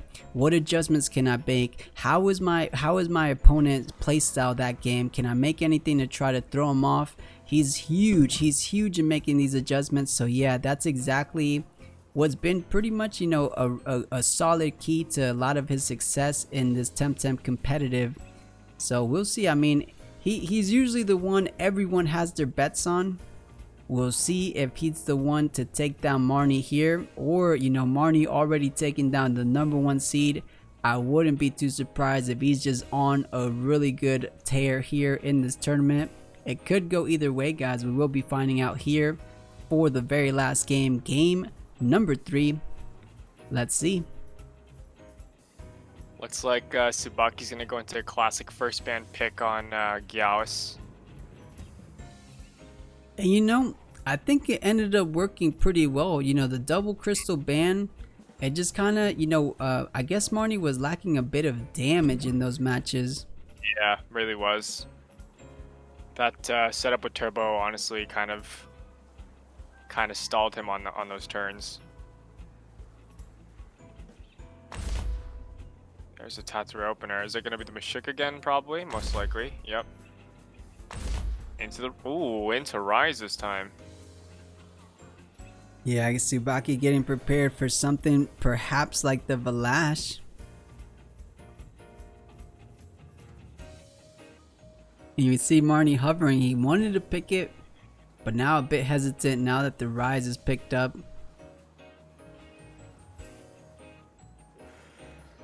I could almost see the Barnchy here. Barnchy, Grandpa not too bad. You know, you got the Turbo on turn 2 from Tataru. Oh, he's thinking about Pig actually. Really? You know, Tatter is pretty solid. He does got that stone ball, so Ray's not too safe, but you know, usually want to retreat the Rays for the very first turn anyways. Yeah, it looks like he bans his he bans Tsubaki's Gallus here, knowing from the last time. Tsubaki banning both crystal types on this turn. Yeah, like the saying goes, if it's not broke, you don't gotta fix it. So it worked for game 2. Let's see if it's gonna work for him in game number 3. Yeah, it looks like he's gonna be coming in with the whip lamp. We might be seeing, most likely could be seeing the Volash and Kinu as the last 2 picks, depending on what may be best. I'm surprised that Marnie hasn't picked Barmshi. Maybe not optimal here. It could be the last pick. You know, I think Marty wishes if the snare was on Kinu, it might have worked out a bit better. But you know, I could be saying that, but he might be taking game 3, so he might be shutting me up. So we will see though. But I feel like, you know, a solid snare. Thank you for organizing these Temtem events. Less than 3. Hey Luke, I appreciate it. I forgot text-to-speech was still on. I hope no one abuses that. But I appreciate it. Thank you so much for the 5. Don't know. Looks like, yeah, looks like it was the Volash Kinu play there. So now the question remains is if he sticks with the Barnshi with the relax play and snare, or if he wants to do setups with Kinu. Looks like he wants to do setups at this point. Okay, so foregoing that snare is gonna be picking up the Kinu, as we said. And as I said, I feel like, you know, people do run snare on the Kinu. Is not too bad. All right, so demoralized, obviously kicking things off.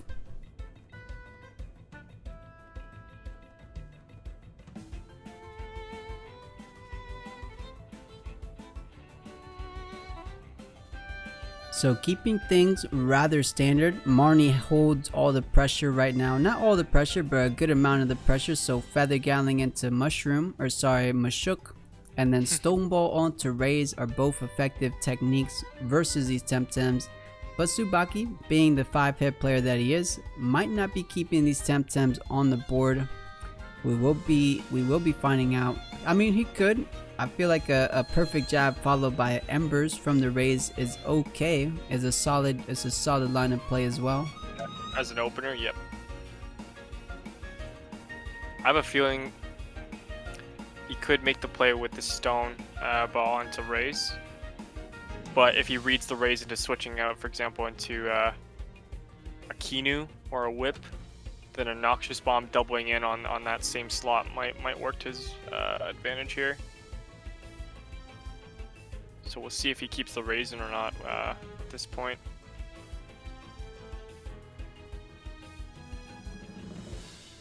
Now, a big play that I've always noticed Tsubaki-chan is fond of doing is he loves to do some kind of double switch eventually throughout the games where you get, you know, your crystal carry and then the Kinu at the same time. So I thought we could maybe see it there, but maybe it'll be a little bit later. But yeah, it seems like that line of play that we mentioned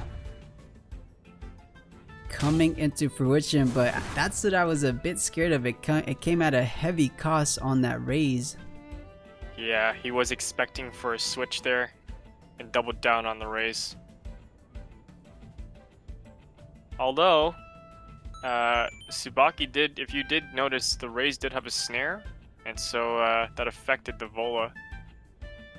I see. What did the Vola have? Was that the Sweatband target, or was the Sweatband target? No. Sweatband was on Giala, so yeah, most likely. I think hand fan probably. Okay, so not the worst. Not the worst.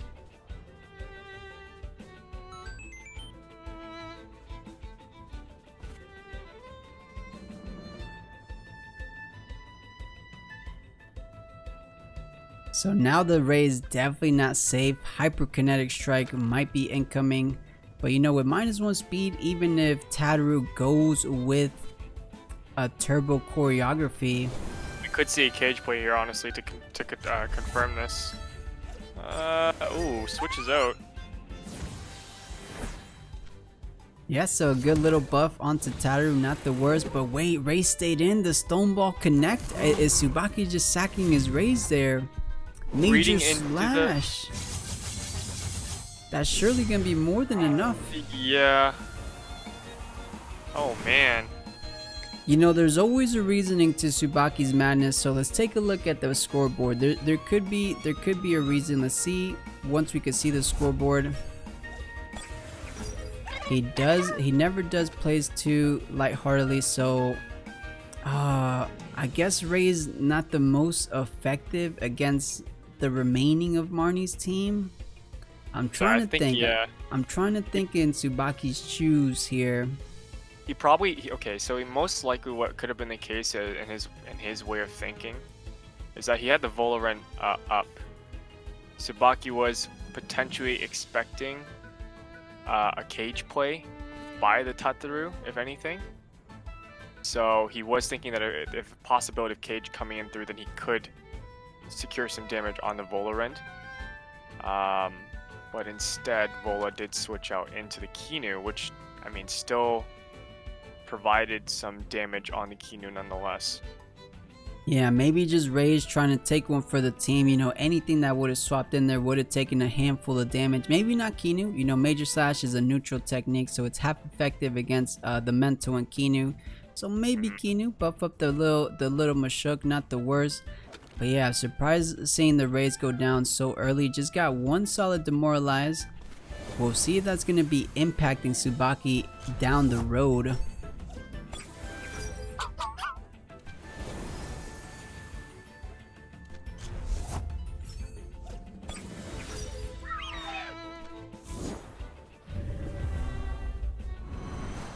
There's a turbo, very nice.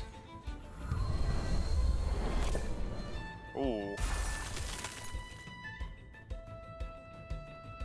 Yeah, so good double switch as well for Marnie. So you do got turbo choreography online for this next turn, or sorry, this turn right here, right now.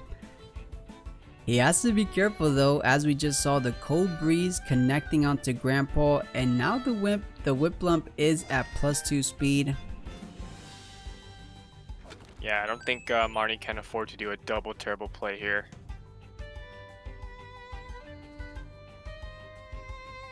Yeah, double turbo might be a bit too risky. I think Grandpa has to go a bit more on the offense. But the question is, I mean, are you gunning down the Mashuk?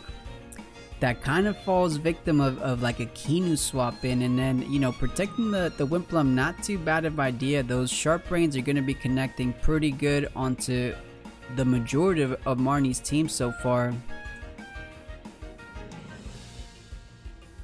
I think he may double down on the Mashuk.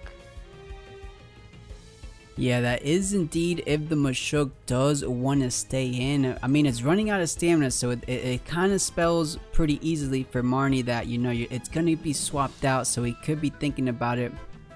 Marnie could be possibly reading into a switch that may lead into Valash, which may create some decent damage spread here, so we might see that right now. Oh. Ooh, so maybe trying to eat a hyperkinetic strike with the Kinu. Let's see if Tsubaki read this situation correctly. Oh, double turbo. Yes, maybe it is the double turbo, and yes it is. So already in one single turn, Marnie did this the previous game.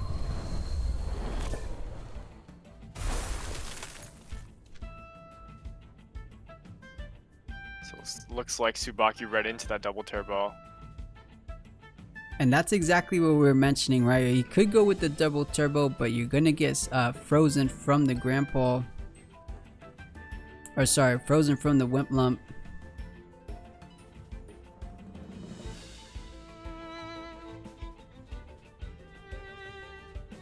So we did see Marnie has, you know, some spicy stuff on the pig, but none of that will be doing effective damage to either of these times. But you know, you don't need damage if you're just going to be putting these to sleep. So that's exactly what Marnie's thinking.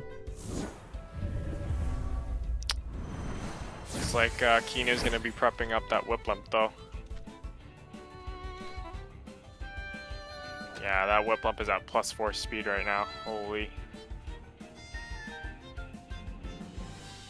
So I think it's finally time for Marnie's turn to do some damage. I think the Grandpa, no matter what, a hyperkinetic strike at +4 speed will be doing a good amount of damage, even into things like the Kinu. So I wouldn't be too surprised to see Marnie deploying a technique just like that. Now the question is, I mean, Pig rather free to switch out to something like Vola. Maybe you want to buff up your Grandpa a bit, but Vola kind of checks the Wimplump here. Tsubaki could honestly do a double swap here as well. So we could see that on his side. Potentially wanting to eat damage on the HKS if he really wanted to. Yeah, the only problem is I'd rather have Kinu eat it than a Valash or a Mashok, so I think Tsubaki's thinking the same, but look at that damage, the +4 speed. That was a 57.5% damage strike on 1 HKS. But he does trade with the Hypnosis though, so now Grandpa's stalled on the next 2 turns. And Shinty, did you catch with the Pig Dig? I didn't see it. Did it hit a rest? It didn't do anything. I think it hit a rest actually. Interesting, at 75% stamina, going with the rest there. I guess. You know, it honestly might have been a misclick. I don't think there's any situation. You know, a solid wind burst would have done a bit more there. But you know, maybe Marnie has something up his sleeve. We don't know.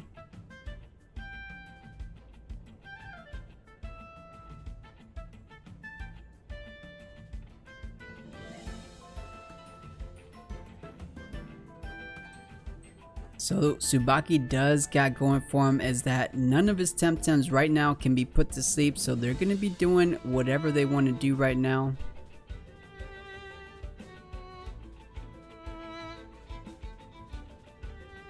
And Kinu might get a Hypnosis off. Oh no, it just Hypnosis the Grandpa, so there's no Hypnosis available. Looks like he's going to retreat the Grandpa. Back into Vola. Ooh, this might. And solid, yeah, solid stuff. As you mentioned, Turbo coming out from the Pig. And now the Vola might be at +4, or was that the first Turbo it received? I think that's the first Turbo it's received, if I'm not mistaken. And nice, you don't see these too often. A Revitalize onto itself, just keeping yourself healthy. That just means more protector buffs down the line. Yeah, it looks like Vola just got its first Turbo there, but Pig is at max speed now. Yeah, max speed, so easily the fastest Temtem in the game so far.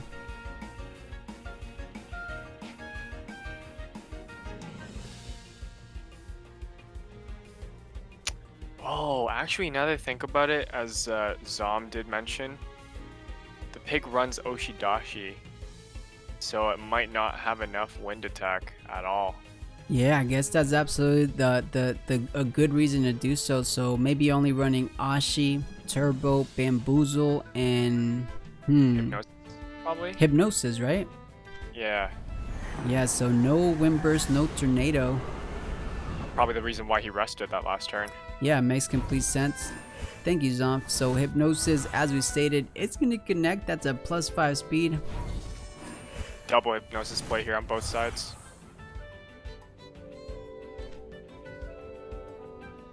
So honestly, at this point, this kind of confirms for Tsubaki, he can just honestly switch out. He could switch into the Mashuk, honestly.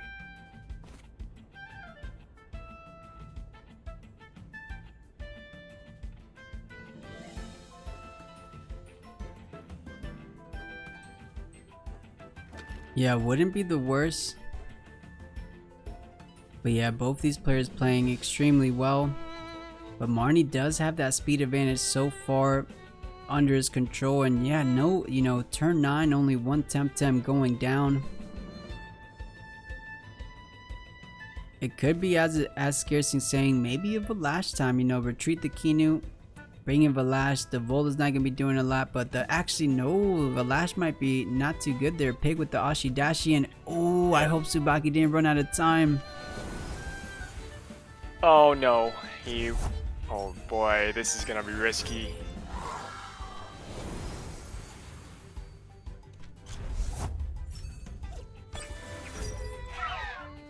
Oh, he rests with the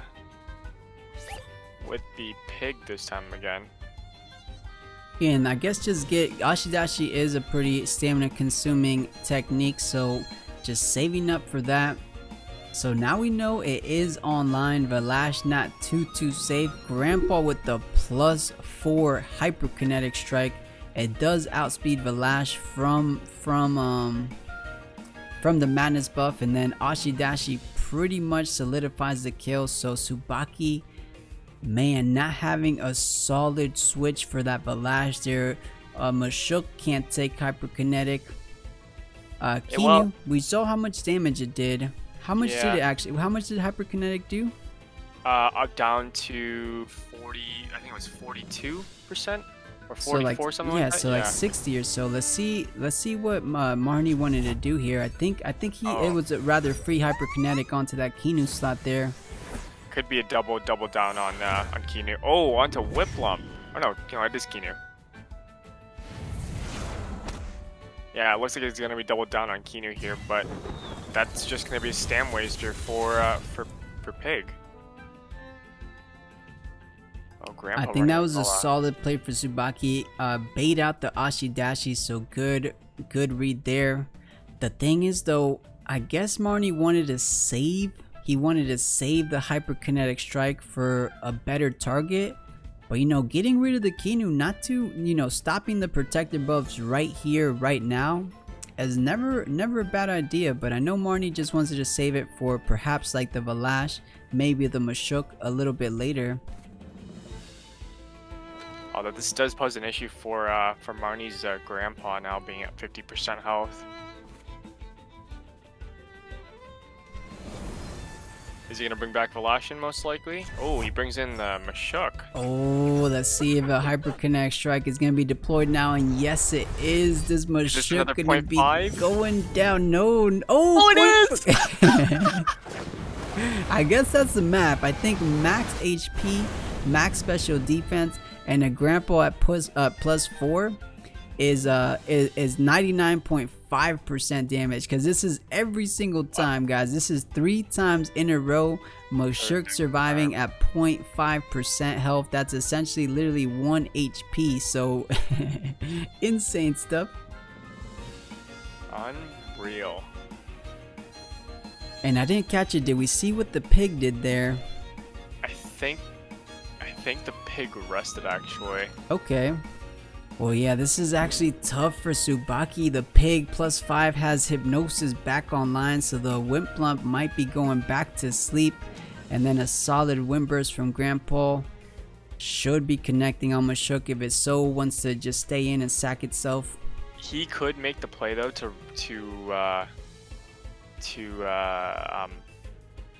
leave the Mashuk on board and transition right into Valash, or he could switch the Mashuk out into Valash with the E-Drink on Valash if the Hypnosis is going to be played here. Yeah, I mean the Hypnosis is a better target on the Whiplump, right? Because that's the one doing a good amount of damage.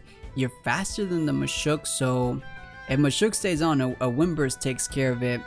But yeah, those sharp rains, those tsunamis, those are the ones going to be doing more damage. Oh, but Tornado trying to outspeed the pig here. Kill? Yes, it does. Wow.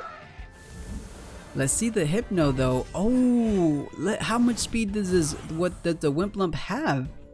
Is it +2 on Whiplump at this point? Let me see. It could be a bit slower pig because it does run Ashidashi, so it could be a bit more offensive pig. But if it's a +4 pig, or sorry, a +4 Whiplump, then of course that makes sense. Actually, I think it is. That was double turbo on Kinu, if I'm not mistaken. Yeah, one from Kinu and maybe one from Mashuk earlier in the game, or maybe just double from Kinu. Let's take a look. Oh, +4 speed, so Tornado does outspeed that normal Prio Hypnosis. I think you're right. It was probably from the Mashuk very early on. Wow. Okay. And Mashuk not getting punished just yet. So most likely, if the pig doesn't want to use the Ashi to kill it, most likely gets a solid either uppercut or perfect jab into one of these Tems. Honestly, might be close, but with -1 defense on the Volderen, it might actually debate Volderen to do hyperkinetic just to try to secure the kill before it's killed itself. Yeah.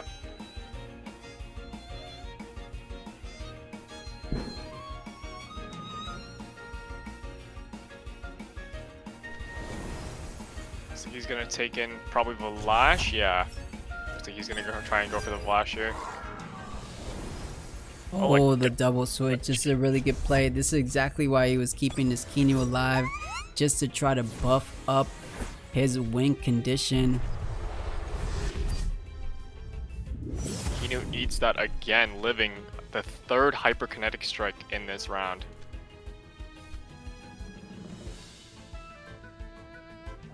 And yeah, this is a long game just because it's so close. Literally just one Tem down on both sides. But looking at the health, it's relatively almost 2 Temtems. Both of Tsubaki's carry, that Wimplump and the Valash. Against, I mean, Marnie still has a Tataru in the back line. However, the Tataru is going to be going second with that -1 speed.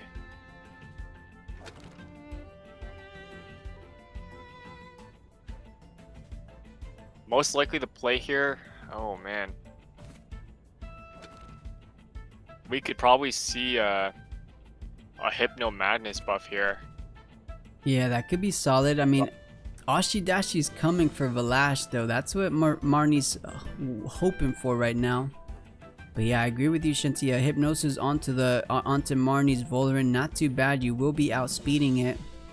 He could bait the Valash by switching into Mashuk and then just transitioning it right in afterwards. That's still available. Oh no, he kept it in there. So Ashidashi down to 68%. Yeah, it's exactly what you mentioned. So Hypnosis is gonna be flying onto Volderen. Oh, Crystal Spikes onto the.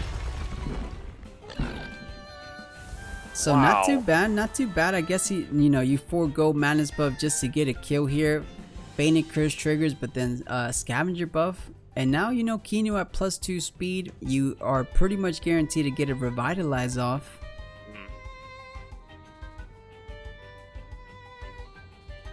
I guess that makes the play though to work around the Fainted Curse, just so that Valash can get the proc off Scav. And this is exactly what I was scared of for Tsubaki-chan. Once the Tataru comes out, you could get the Revitalize from Kinu, but a Stone Ball coming out from Tataru might be a bit too much to handle. I don't think you'll kill with the Revitalize, but you're definitely not killing Tataru with just a Crystal Spike, especially since you don't have it. So we could get a swap out from Valash. We could also be seeing a cage play if he reads this right too. Oh, that is huge, Shinty. You're totally right. A cage play would be huge, and that's something Tsubaki has to keep in mind.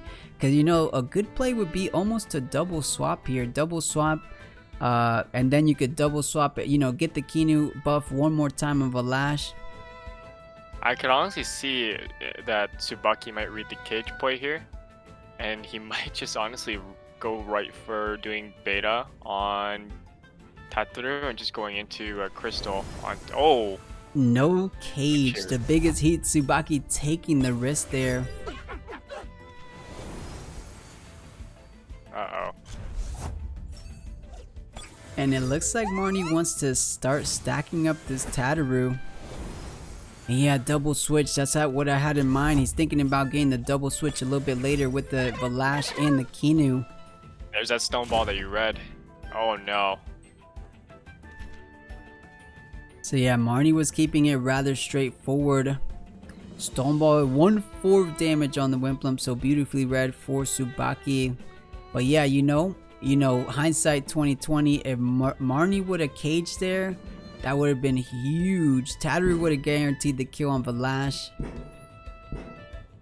Keen, you know, any attack. Oh no, the bird was asleep. It might have not worked out. We could try to play it out, but maybe the cage was a bit risky. Yeah, even if the cage was a bit risky and he takes the beta burst hit from Tataru and even the spikes, he could still have the Vola deal with the Kinu. I would almost assume that Tataru would have lived through both hits, if anything.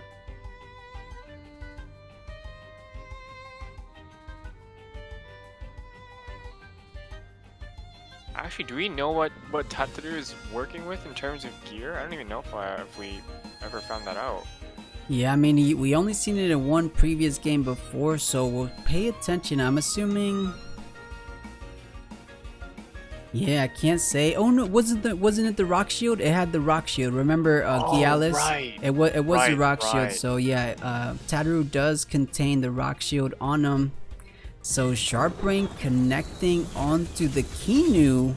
Interesting. I think just trying to take it down. Is it enough? Oh, 5. Unbelievable. Absolutely unbelievable. This has been the tale of the take for this entire tournament. Another 1 HP. 1 HP. So many 1 HPs.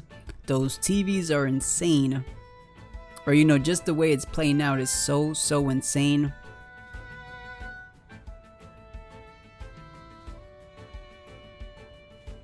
It would have changed so much. The Kinu goes down, would have forced that major slash onto a 0.5% Mushuk.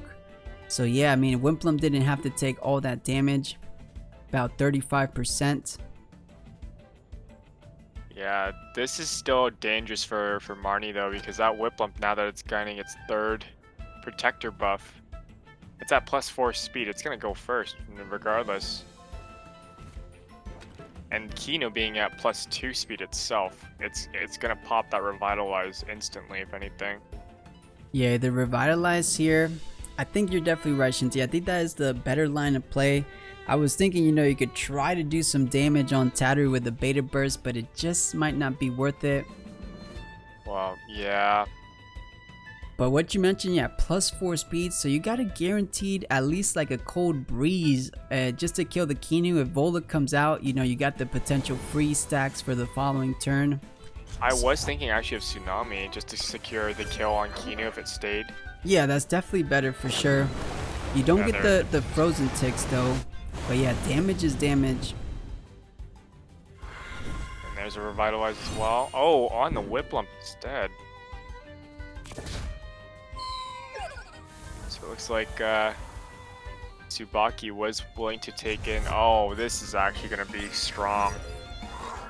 Now that Tataru is now overexerted with the Stone Ball being used, this is dangerous now. Yeah, looks like Tsubaki out of nowhere, like he's known for doing, has brought things back. Wimplump being at 90%, +3/+3.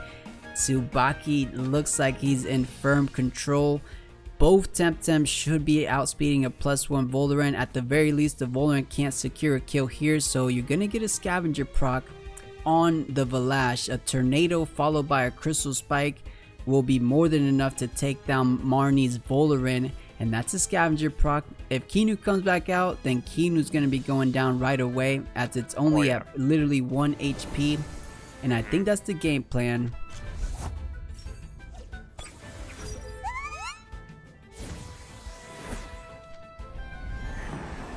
Yep, I think that's the play here. There's the scav proc, it looks like. Oh, but Whip had to overexert. Let's see how much this is gonna do. And oh, wait. Marnie might be bringing this back. I mean, a crystal spike with no madness buff won't be enough to do that final 15%. We gotta take a look. Oh wait, +1 special defense. It is gonna be enough. Oh, this Voldaren didn't get any setup throughout this game. Yeah. If it was a bit higher, but yeah, +1 special defense. Valash might be taking it down. We gotta see though. But now the Tataru's here. It has Stone Ball, you know, it has Stone Ball stamina to do, so Valash could be pretty threatened. Oh, this one's definitely close. I could be thinking honestly that the Vola, if it, I mean, it's got +1 speed on it. Oh, Toxic Plume. Interesting. So yeah, 2 tanky, so just adding raw poison tick damage. Let's see how much this Crystal Spike, this is gonna matter so much. Oh, okay, so does solidify the kill. Let's see how much Stone Ball is gonna do on Valash though. But you know what? It just doesn't matter. Tataru will never ever kill the Wimplump, so it will be a GG, guys. The absolute madness of a game. Tsubaki-chan turning things around, losing the very first game, but as we're so used to seeing Tsubaki turn everything around, and it looks like he will be the victor of our very last semifinals game.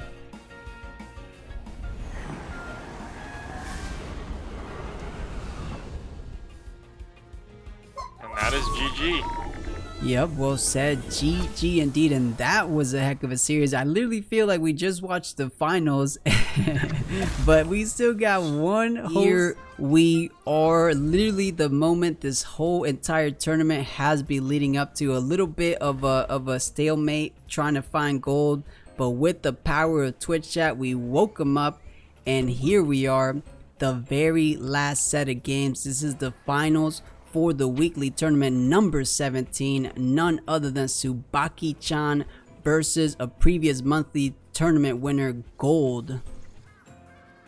So it looks like Golld is gonna open up with the Kinu ban on first pick, and Tsubaki is considering the Gyaos.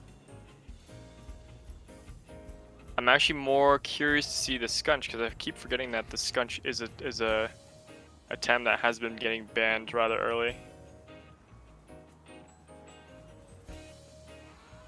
Yeah, and it has been getting banned rather early because Marnie did run that sweat ban. I know Golld does not. He does have it on the Surnif. So let's see if Tsubaki is thinking about banning the Surnif. He doesn't have a terrible matchup against it. Things like the Valash, things like the Volring are solid answers to it.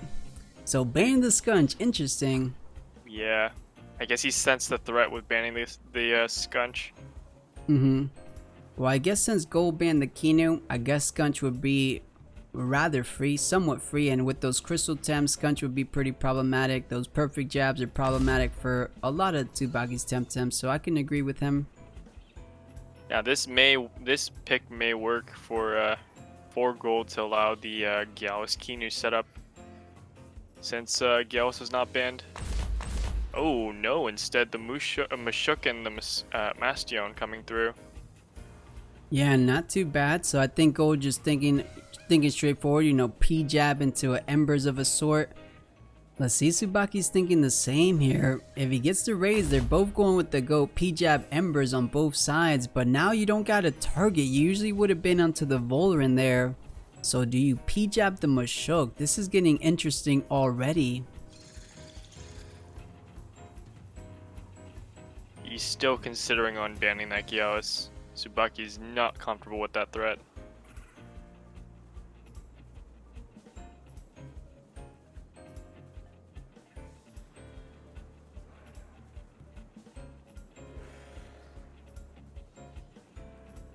Yeah, and I think you're right, Shinty. It might be the Gyalis ban. I'm trying to see of another ban, but yeah, it is going to be solidifying that Gyalis ban.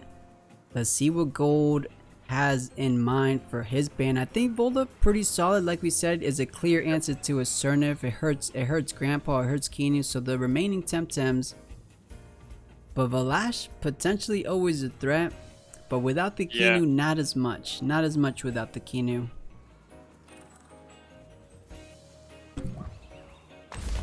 There's a Surnif, so yep, there goes the Vola ban. Now I could be seeing, honestly, potentially the a play with Grandpa and Whiplump. Oh, Gyaos instead. Yeah, Gyalis not the worst. That does have things like the Houchic to try to slow things down for something like a Mastion. Usually outspeeds something like the anaerobic Volrant. So Houchic not the worst. Gyalis is looking pretty decent here. The question though, do you go double Krister or, I mean, Wimplump is solid. I feel like Wimplump is a solid pick. unless he thinks he can maneuver Valash extra well here. Both are solid. I guess it depends on preference, because both are going to be doing a decent amount to some of these Tems, and they have about one counter each. I feel like though the safer play may be the Whiplump, but the more aggressive play that could be done would be the Valash, and it seems like Tsubaki is willing to take that bet. Exactly. The more 5-head required plays would be with the Valash, so not trying to play it safe. Here we are for the very first game of our finals, game number 1. Let's see how these guys want to kick things off. So yeah, with double fire on the board, it looks like maybe they're trying to gun down each other's Mashuk. It's gonna be interesting though. Let's see the scoreboard. If there's any potential switches, that might be a bit better though, trying to go into turn number 2.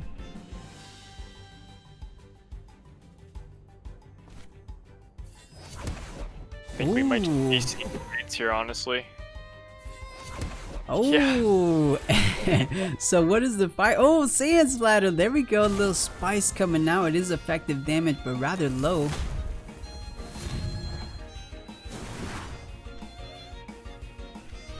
So it looked like out of that one, Tsubaki had a slightly better advantage out of that trade. Yeah, very slight though. It does both tamers get that P-jab on their fire Temtem, so that is pretty good down the road for those physicals. I guess Voloran does physical damage. The Mashuks are gonna be doing physical damage, so already starting off pretty well.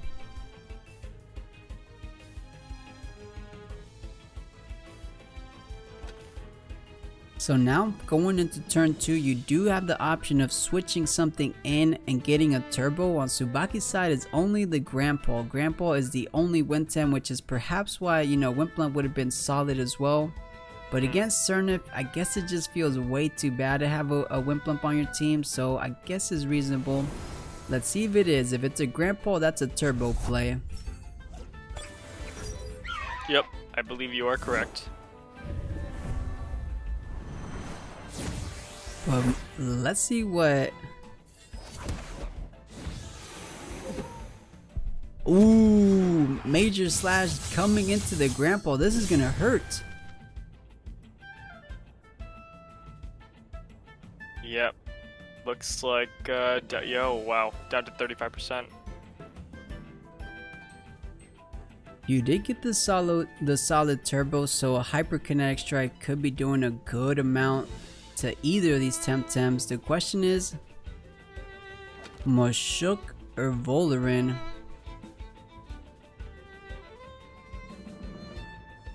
I think honestly, an HKS and uppercut should actually finish off the Mastion, because that Mastion has a -1 defense with the P-job earlier. And I think you're definitely right. So Golld, knowing that, I feel like a solid line of play, maybe a double swap here. I feel like something like Voloran Kinu to try to eat up any of those attacks, you know, uppercut and a hyperkinetic might not be the worst. Because a hyperkinetic in either slot, the Mashuk or the Mastion, is pretty hard hitting there. So Golld might be thinking about perhaps like a double swap. We'll see what Tsubaki has in mind.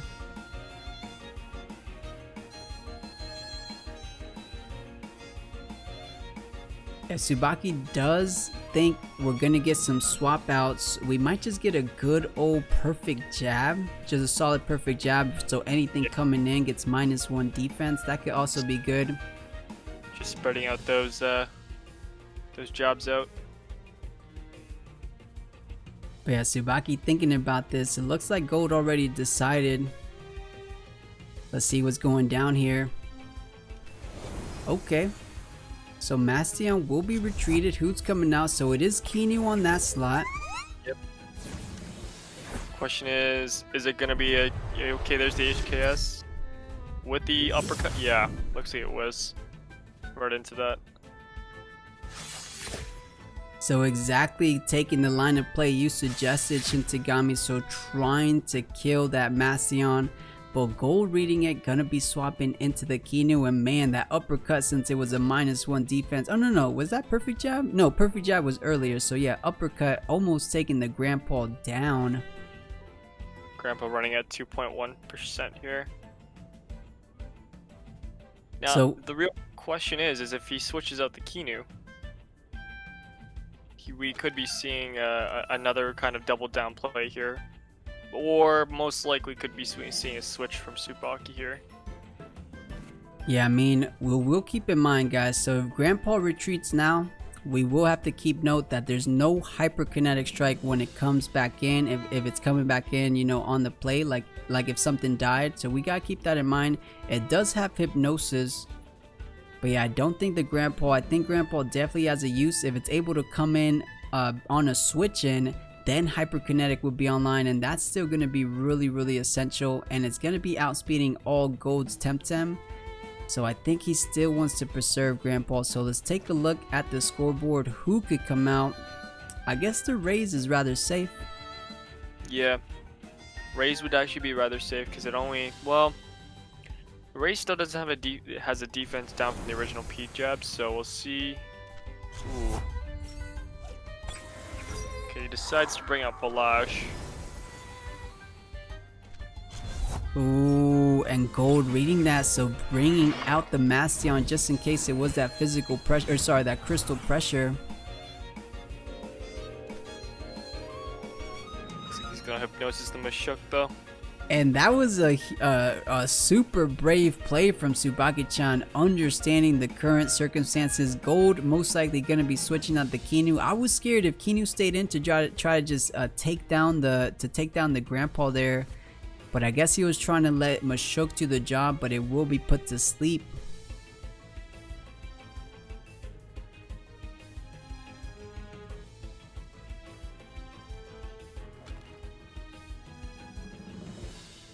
I mean, maybe hyperkinetic strike now, but I do think at 40%, actually no, 40% might just be enough for that hyperkinetic. Let's see though. Oh, this could be huge. Yeah, literally just enough stamina, and that was huge, Shinty. You're totally right. Mastion would have surely died if that Kinu buff, so Tsubaki not thinking about the Kinu buff. Major slash in. Ooh.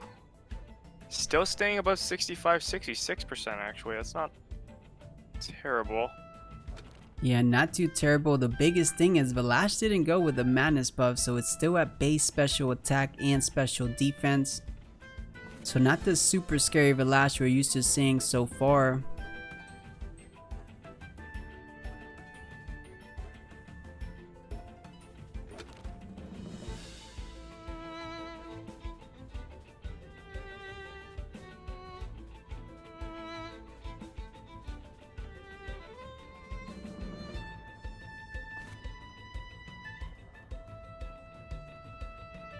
I mean, he didn't overexert, so technically Grandpa can go off on his own terms, get at least a final hypnosis. But we haven't seen Shinty. Have you been keeping an eye out? Does the Mastion have fire chip or not? I don't think it has fire chip. Okay, Not so yeah, I haven't seen it either. We'll see on the next attack. We'll pay attention. But yeah, maybe hypnosis is not gonna be good. So Tsubaki, knowing that, switching out the Grandpa for this Mashuk.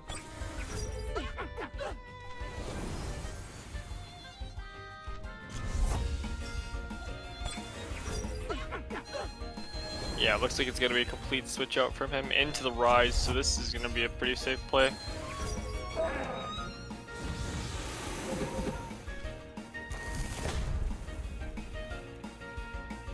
So yep, Tsubaki realizing that Mastion wanted to gun down that Balash, switches out to the Raise, eats all that fire damage really well. So we find ourselves in the exact same situation as turn 1. But definitely yeah. different buffs here now. And the Mastion does have less momentum to work with against, oh. Another perfect job of Mastion. Oh, but the fire tornado, is this going on the Mastion? Yes, it is. So oh, whoa. That's crazy. I've seen fire tornadoes kill at that. I guess the protector buff coming in so clutch. Wait, that might be huge for Golld. overexerting with the Bastion and still making play. Yeah, we're used to saying, you know, Fire Tornado is a pretty hard-hitting attack. It barely did, you know, like 4 or 5% damage. I didn't see it exactly, but very, very minimal. Fortunately, though, for Tsubaki, that Major Slash does clean it up. So you still, you know, you still get the kill on Bastion, so not too bad.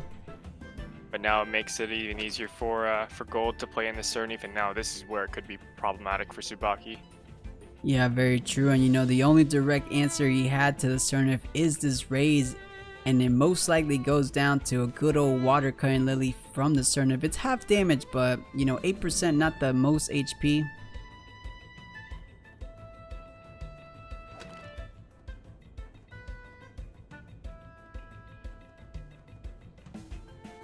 I mean, of course, the crystal attackers are gonna be doing a lot to Cernif as well. So Ray's not the only answer, of course.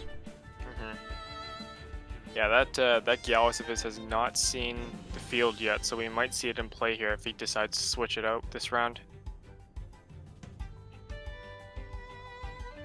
Yeah, and he took down the biggest threat to Gyalis, right? It is the Bastion, but things like the Cernif, things like the Houchic are still going to be doing a handful of damage onto both the Lash and the Gyalis, so Tsubaki still definitely has to play this perfectly.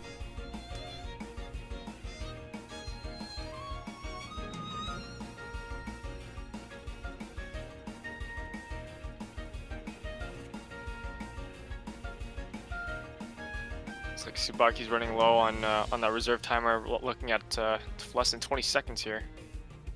Yeah, trying to find that perfect play. I mean, maybe, you know, perfect jab, try to outspeed with Embers, but you're not going to outspeed the 3 prio move coming out from Cernif. And any swap, you know, Houchic is on the field, so literally the only thing in the back line are those crystal Tems. You could sack either Raids, you could sack either Grandpa, but someone has to eat this Water Current Lily to the face. I think he might honestly leave the Rays on field and just P-jab right into the Cernif to make a play here. Alright, so Rays does retreat, and it will be Valash. Let's see what Golld wanted to do. There is the perfect jab right into the Cernif. Looks like it will be a Water Current Lily. Yeah, Ooh. decent damage. So we know Valash is definitely not going to madness buff for the remainder of this game. It looks like there's a first tick on settling there, so that's 8% for the next hit now. And actually, which I was paying a bit more attention, let me know if you caught this, Shinty. How much damage did Water Current Lily actually do? I don't think it was 33%, right? Or 33%. I don't think another one kills there. Oh, but with settling, the 8% might be coming in clutch here. I think it kills honestly on this round. Because Valash, if I'm not mistaken, was at just above 66%. So that honestly is going to kill the Valash if it stays on board. Very, very true. And Valash doesn't have any kill potential currently. I mean, maybe if it was madness buff, close, but without the madness buff, not gonna be close whatsoever. So I think choosing, okay, getting a final demoralize off. This is a solid play, just slowing these Temtems down on Golld's side. Looks like he's gonna try and buff up his Cernif now with the key new buffs.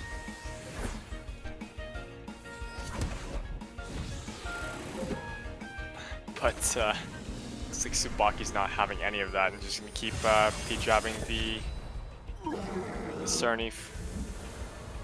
So I think thanks to that protected buff, Cern is back up at +1 defense, I believe. Oh no. -1 defense. -1, yeah, because it had a jab earlier. So it just nulled there. Alright, well this is going to be the second tick for settling now. So that's I believe 16%, right? That's 8% each time. Yep, I do believe you're right there. So Grandpa gonna be coming out. Remember, if I do remember, I think Hypnosis is online, but we don't got Hyperkinetic, so I will say Cernif might be going to sleep here, but that leaves maybe the Kinu to just, you know, a simple beta burst might be getting the better grandpa. I mean, definitely gets the better grandpa. Is simply at 2% health. But I don't think we got hyperkinetic strike.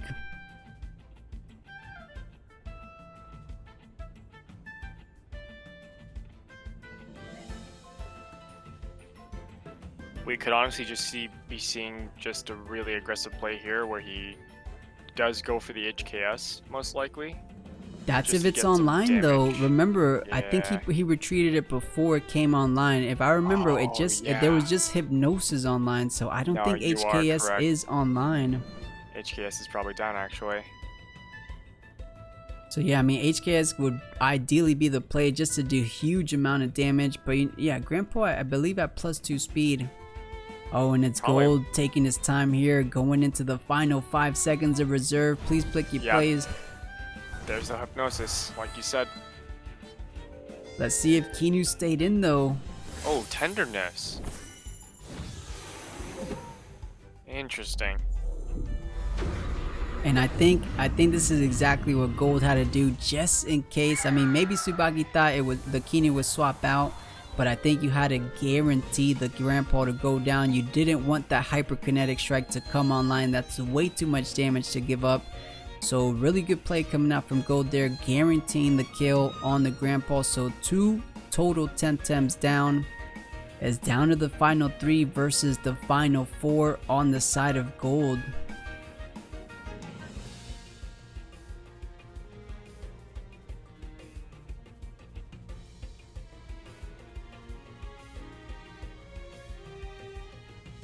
And this is tough. He's choosing between Gialis. He's choosing between, what is the other ones? Wait, Raze and Cernif, or no, Raze and Grandpa down. So Valash Gialis is the only options. Yeah. So tough. I mean, relatively free heat up. Cernif is not too bad, but even though it's sleeping, the sweatband's ticking, the settling buff is ticking, so little by little, this Cernif might get out of hand for these Crystal Tems. So that's a 22% settling now, -1 attack that it's currently at.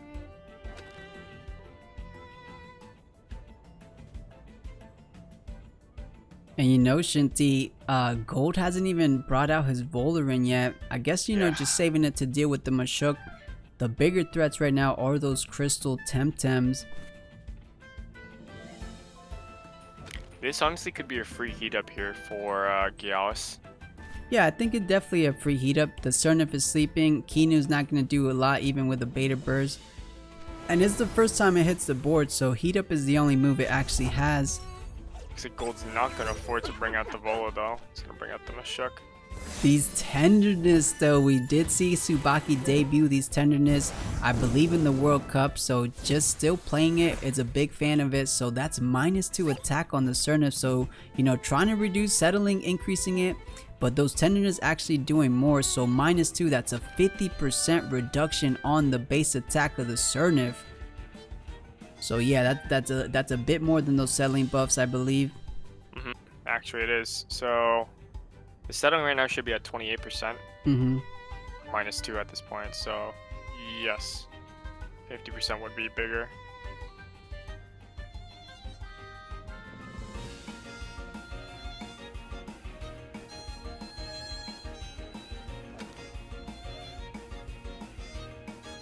So yeah, Tsubaki playing the Mashuk really well. But now is Gialis' time to shine. Let's see what's gonna go down. Watercan Lily obviously goes first, but no, wait, oh no, Raze hit it. Oh, huge! Oh my goodness, I forgot that was a -2 defense. That was beautifully done. Oh my goodness. Wow. Holy madness, that was insane. Was enough with the -2 defense in play. Yeah, you're right. Protector buff came on, so yeah, it was just -1, but you know, Gialis is Gialis for a reason. That Crystal Bite, the hardest hitting move Gialis has, completely annihilating the Cernif. So I think Tsubaki's turning things around. I think he might be taking this one. The momentum firmly in his lead, or firmly in his control right now. He does got the Voldrin, but Gialis is a solid answer to this bird.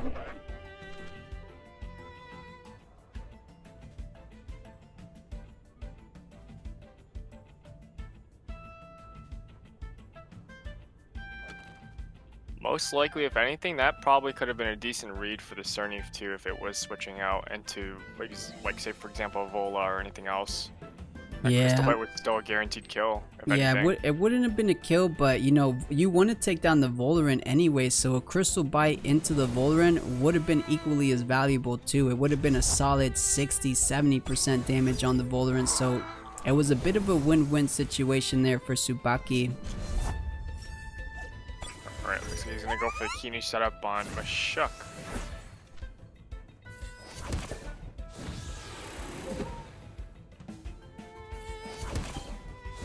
Double. Ooh.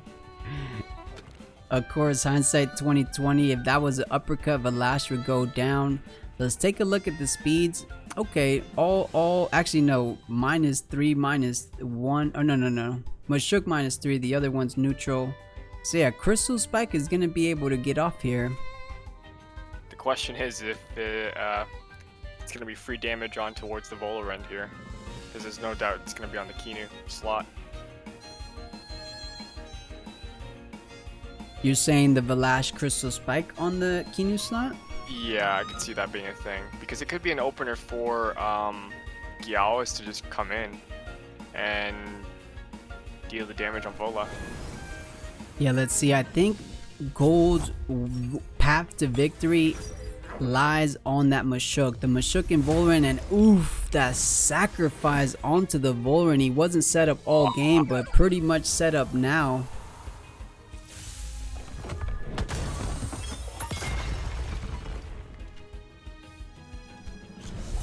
Wow.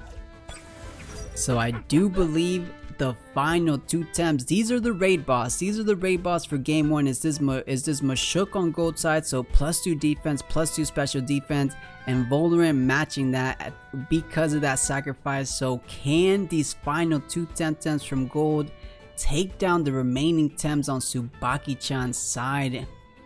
It's gonna be close. It's gonna be really close. These are some pretty beefy Tems that Tsubaki has to deal with, especially the Houchic, if anything. Houchic with the parrier, that's all physical damage except the Valash, but Valash gets one shot by one final uppercut. As you know, Tsubaki has the damage, but Golld has the shields here, so I do think the shields might be winning in this situation, but we're gonna see, any kind of things. Okay, the tenderness could come into effect. Oh my goodness. I think Tsubaki's trying to allow as much damage as possible onto the Vola here. And yeah, it does depend how much stamina, but trying to make back up the speed that the Rays took down. So now, Tsubaki-chan with the final 2 temps remaining is Gialis Houchic versus Voldrin Houchic on Golld side. This is so close. Oh, I mean, Voldrin -1 attack could come into play. Tsubaki may be under the impression that Haito may be enough to kill Vola at 65, but I don't think it will, honestly. Yeah, no way. With +2 defense, it's not gonna kill for sure. I mean, it could outspeed. Oh no, it doesn't outspeed anymore because of that turbo play there. So really good turbo from Golld. Oh, there's the HKS onto Gialis. Ooh. Oh, Voldrin might go down here. Oh, sharp stab though. Yeah, Crystal Bite maybe did the job there, but Sharp Stab getting really close, and that was a rest from Golld Houchic.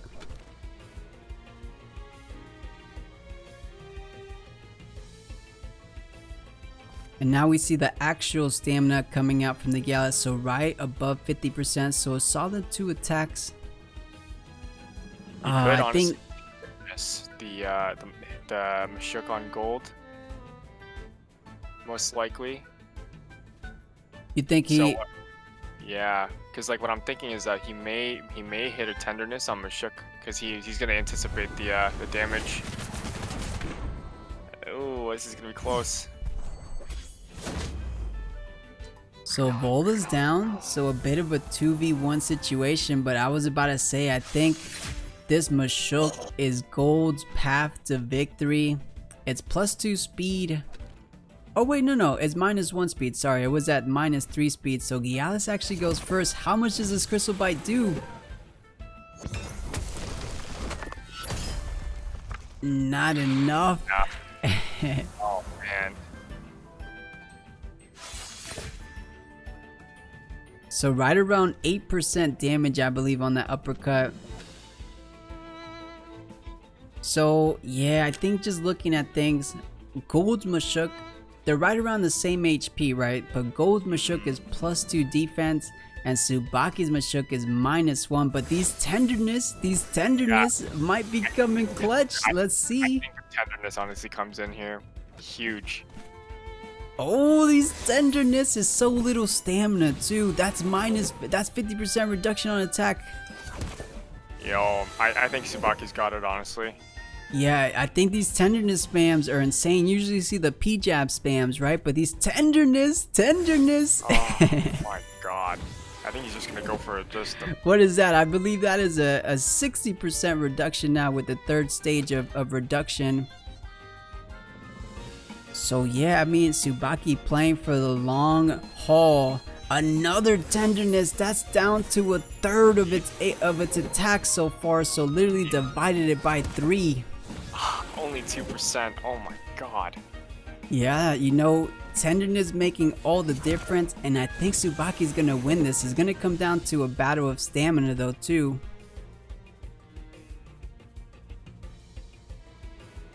This is super close right now. Yeah, I mean, Tsubaki has to rest. Of course, he has to rest. But, you know, Golld -4, but Tsubaki -3 attack.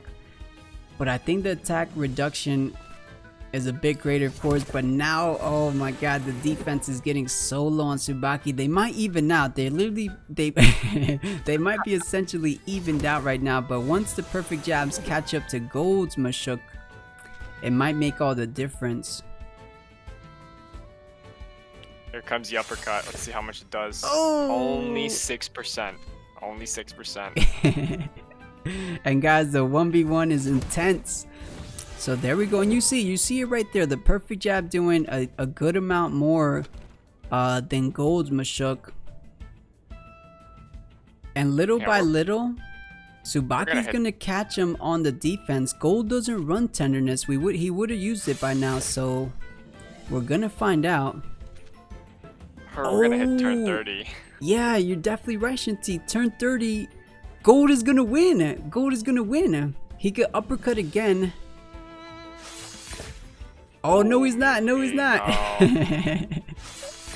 This is too close. Down to 36. Oh, but wait.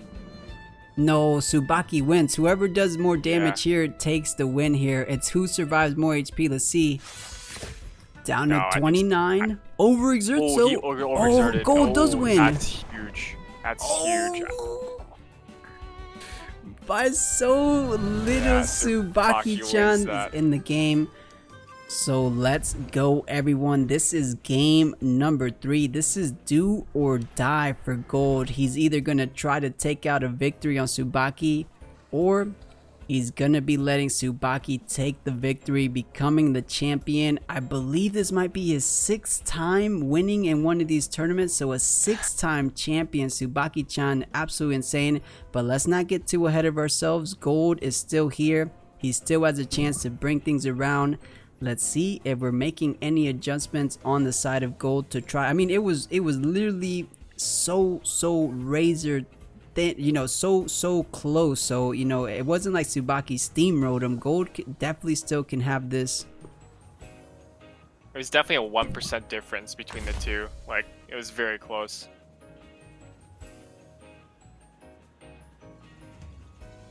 So it looks like Golld is gonna open up with the Gyaos after the Scunch ban. And look at the first ban coming out from Golld. He said, Tenderness Houchic. Nah, we're not having none of that. Get that out of here. Yeah, get that spicy stuff out of there. But you leave open the Kinu, you leave open the Gialis, the Valash. So that does come at a bit of a price. Let's see though. Let's see how Tsubaki decides to play these.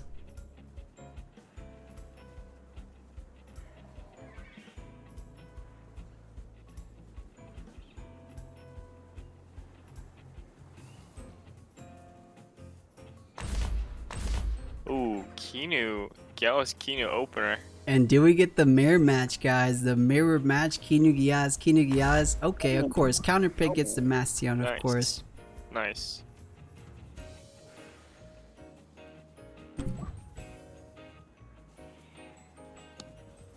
Ooh, this could be a big difference. I have noticed when Tsubaki gets to pick up the Kinu and there's no Kinu on their opponent, Tsubaki just knows how to maneuver his Temtem so well. We'll see if that's going to be making a defining difference for Tsubaki here, but does get the ban on Golld's Kinu, so we will see, guys. We will see. I think we're going to see the double crystal here because he's pretty confident with dealing against the fire type. Yeah, we saw it earlier.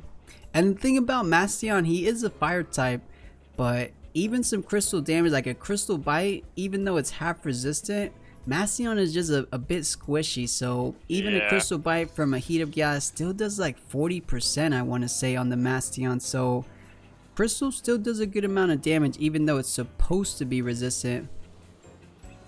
Oh, Golld asking chat for help. Oh, Golld. Well, guys, I actually, Golld, I don't remember. So if anyone in chat wants to help out, Golld, Golld, you're supposed to pay attention to these. I know you're extremely tired, but so is Tsubaki. It could all end here, or you guys, or Golld, you might be making things interesting, making it go to that game number 3. I think I remember where the snare is, but I won't say. Oh, okay. Well, snare or not, here we go. Game number 2 of the very last set of games in our finals. Tsubaki-chan very well might be closing things out here in this game too. But of course, we can never count out Golld to see what he's bringing to the table. And I will say this, last time I saw Tsubaki played in the Genki Cup, he had snare on Gialis. I don't know, I don't think he's running that now, but that's just the only thing I can remember from Tsubaki's side. I think the last time I saw snare, if I wasn't mistaken, was on the rise. If I'm not mistaken. I think you're definitely right there. Thinking about it, and fortunately though, if it was indeed on the rise, Golld doesn't really have to worry about it this game. Yeah, it was definitely on one of the bands that he picked, so it was a good call to make regardless.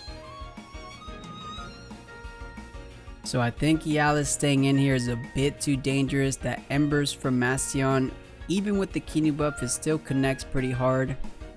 So I'll be surprised if he goes straight up into a heat up. But maybe, you know, Tsubaki always making a little bit of the risky plays. Yeah, I don't think he will on this one. Decides to switch into double switching. Ooh, this could be a turbo play here we might be seeing. Yeah, within the next turn. But this does leave Golld for the heat up.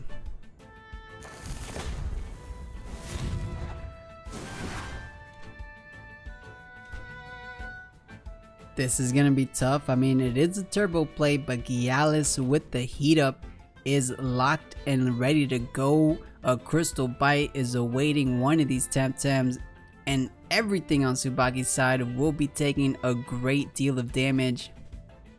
It's a little bit of pick and choose, I guess. Unless he decides to hypnosis on the Gialis if it's not running energy drink. Yeah, he could. It just stops him for this turn. So it's just a little bit of a delay. I've never been the biggest fan of hypnosing the Gialis. Only when you're stopping the heat up is kind of good. But it's just always for that one turn. It's just kind of like prolonging the inevitable. But it could be a solid line of play.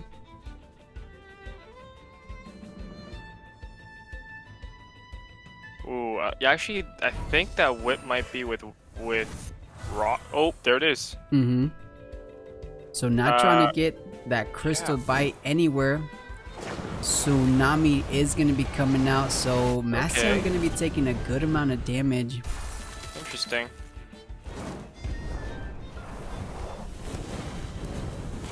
And I think he knew Gialis was faster than the Wimplum, so yeah, it just skips the Gialis turn there, so actually really good play there. Hypnosis, skip the Gialis, Wimplum with the Tsunami. Really good understanding of speed there for Tsubaki-chan.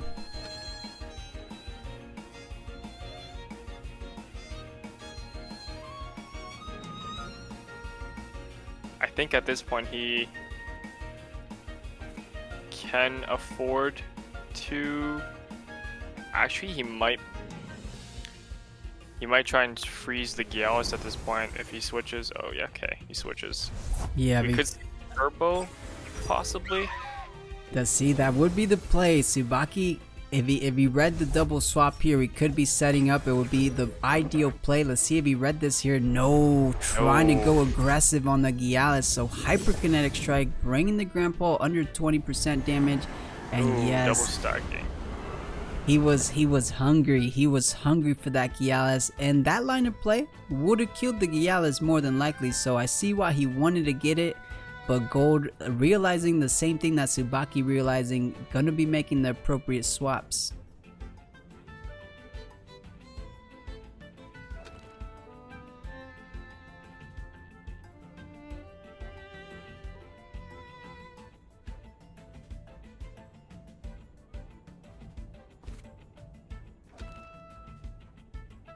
I do think it's a rather free turbo play on the side of Golld.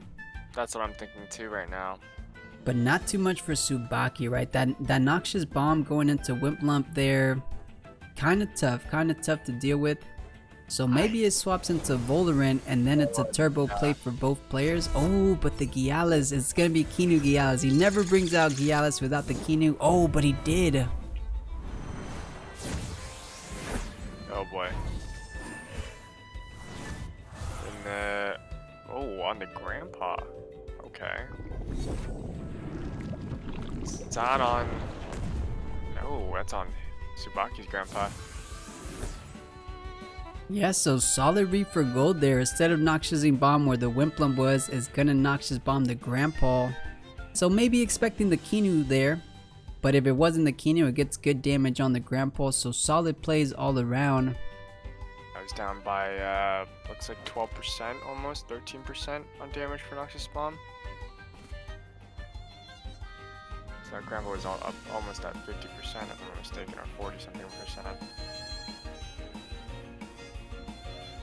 At this point, I would just see Tsubaki just heating up on Gallus. Yeah, I think it's a very, very safe heat up here, so we more than likely will be seeing it. And then Kinu probably coming out. Yes, it is. So that's two protector buffs. Tsubaki slowly but surely gonna be making this Biru a raid boss to try to get through for Golld.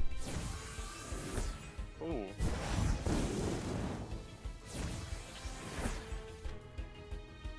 Kinu's actually rocking Tukma mask.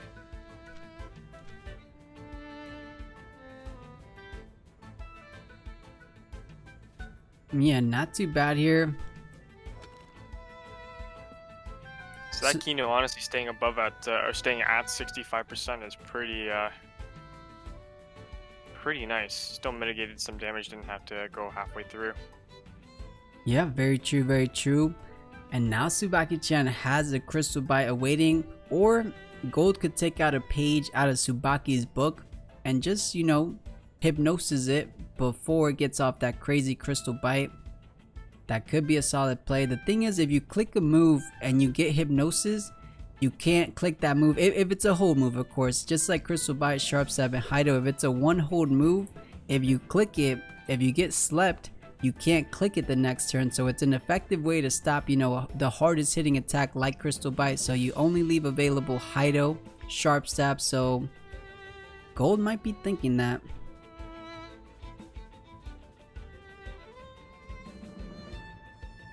What I am thinking here is that he may follow up with a Sharp Stab or potential Crystal Bite into the Grandpa slot, and using Hypnosis with Kinu into the Vola slot, if he likes to remain those two on the field. That's very true. We do gotta take into account Grandpa did manage to get a turbo choreography, so that's Volorin at +2 speed and Grandpa at +2 speed. I do think Volorin will be able to get off one attack before the Hypnosis, so it wouldn't stop the Volorin per se, but still it stops it for this turn and or the next turn. Yeah, the next turn from that Hypnosis.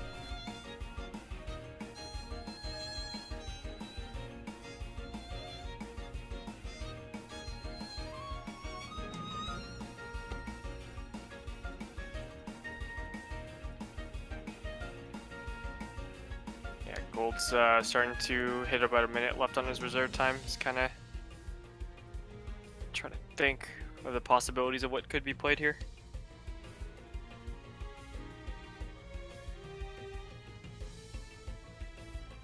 I feel like Golld's thinking about maybe that Hypnosis play. I mean, if he doesn't Hypnosis, a Crystal Bite's going to be pretty devastating to any Temtem on Golld's team. Ooh, and going aggressive. Might pay off. It's double stacking. Is that 50? Yeah, that's gonna take him down to 47%. That's... Oh. Maybe anticipating the Hypnosis goes with a tactical rest. No attack coming out from Gialis here. Interesting. Yeah, very interesting. I mean, what is he up? Is he trying to go with a second heat up? It might be. I mean, Hyperkinetic Strike offline. Hyperkinetic Strike from Volorin's not going to be doing anything at -3 special attack. So let's see what Tsubaki has up his sleeve with that tactical rest. Is it time now? Is it time to deploy that Crystal Bite? Or does he fear the Hypnosis? Here's the Kinu again. That's the third buff on Gyaos. Yeah, so the big bad wolf is coming out to play. That is a... Ooh, the reads. Okay. Wow. And Sharp Stab actually being enough to take down Gialis. So yeah, I guess Hypnosis was intended for Volorin. But Kinu comes in. I mean, not the easiest read, but when you see Gialis on the board, you gotta always think about that Kinu.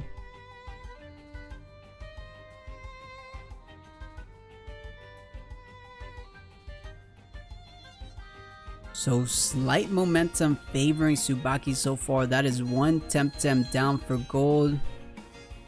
You know, he is considered the GOAT, the greatest of all time for not for no reason, for just not any reason. He is just that much of a skilled Temtem player.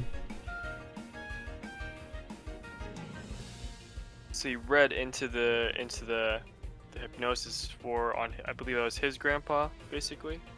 Yeah, the Volorin, but yeah, it became the Kinu, so mental immunity.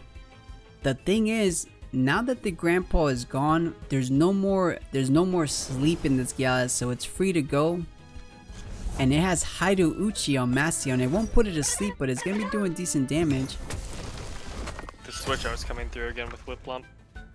Oh, it's a Crystal Bite. Will it? Ooh.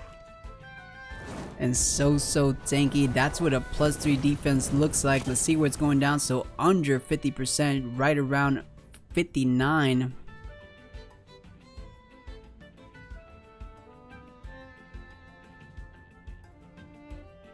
Now Golld's in a bit of an issue here now with the Gyaos being it down to 14. Oh, he's gonna secure the... Oh, beautiful play coming out from Golld. The Tsunami most likely trying to come out. But Houchic will take care of the Mastion, so 1-for-1 trade so far. Oh, he overexerts. And not too bad. I mean, Kinu could come back in. That is a revitalize. Or no. I mean, it could be a revitalize, but you would have to rest to do so. But maybe yeah. Kinu and double swap. It is a free protected buff, but I guess unnecessary. Couldn't be bringing out the Grandpa instead.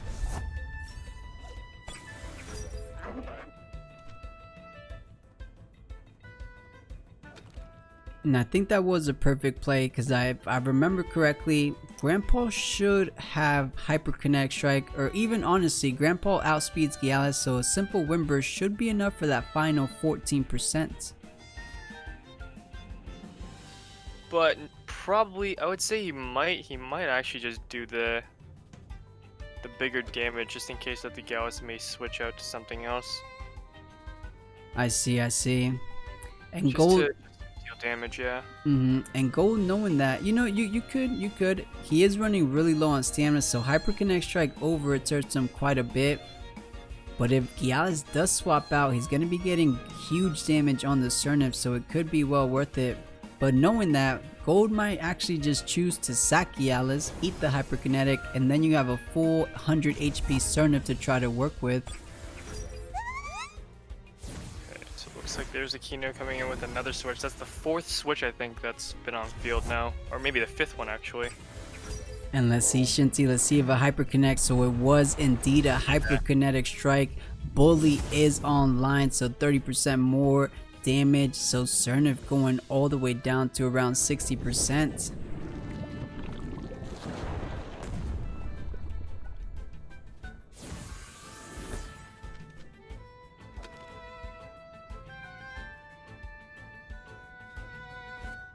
And Kinu still, as we mentioned earlier, with the Tugma Mass 65%, not too bad. It's looking a bit grim for Golld. I mean, Cernif is now on the board. Cernif could do a handful of things. Hyperkinetic Strike was just released. The only issue though, Grandpa has a Hypnosis here. And we do know Cernif has Sweatband. I don't think... Yeah, the energy drink was on Mastion, I believe. So yeah, it might be a rather free Hypno. Volder might outspeed at +2. I think Vola might actually try and secure a kill on the Grandpa if anything. I didn't see how much Noxious Bomb did, but that could have been a reasonable play unless it wasn't gonna kill.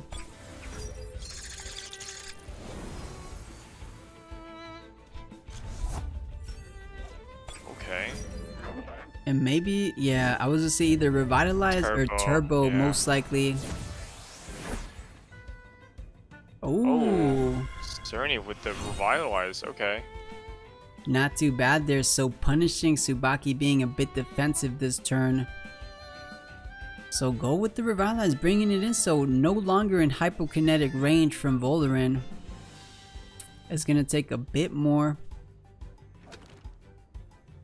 That does mean Golld's Gyalis gets relatively, not a free attack, but able to get off an attack. You know, Hyperkinetic would have outsped the Gyalis, killing it. But now it's definitely going to be able to get off an attack here, and a Crystal Bite to any of Tsubaki's Temtem. At this HP, all of them are going down. Actually, no, maybe not the Volderen, but most likely every other than the Kinu, Gyalis, Grandpa. Everything goes down to this heat up Crystal Bite.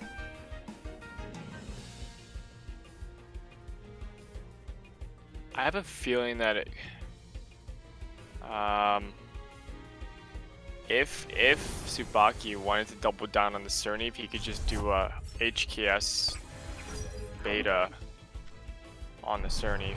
Let's see what he is thinking. Oh man, all game he's been hungry for that Gyalis kill. But no, not trying to get with the beta burst, just gonna be sleeping it for the turn.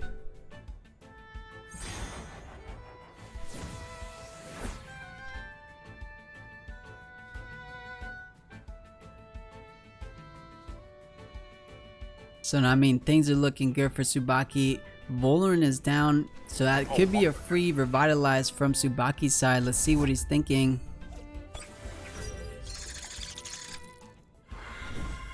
I don't know if you noticed their plus, but Volderen has Pillow, so that recovered health, did it not? On Vola? I actually didn't catch that. Really good catch, Shinty. So yeah, Pillow recovering, I believe, is 10% health. Wow, I did not see that coming.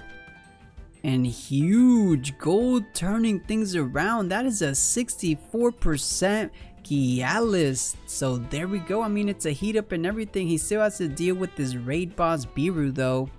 But still, this is the way you get back in the game. Tsubaki not applying the needed pressure. Yeah, that double down on Cerny kind of cost him a little bit. Oh, he's gonna commit to the... And I think he's just trying to take care of Cernev. No more revitalized coming out from Cernev and 0.0. Securing the kill there.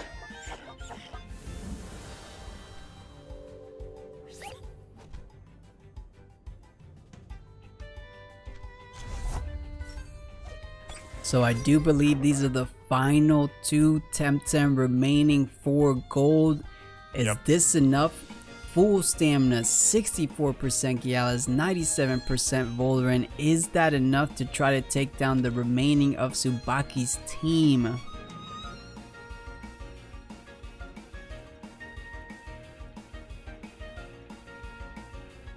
I don't think so.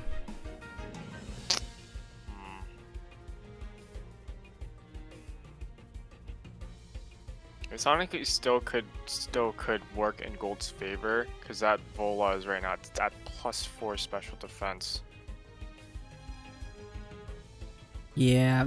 However, you know, the anaerobic Voloran from Tsubaki's side, that's going to be physical damage. The Gyalis is going to be physical, so it is just mitigating that grandpa damage.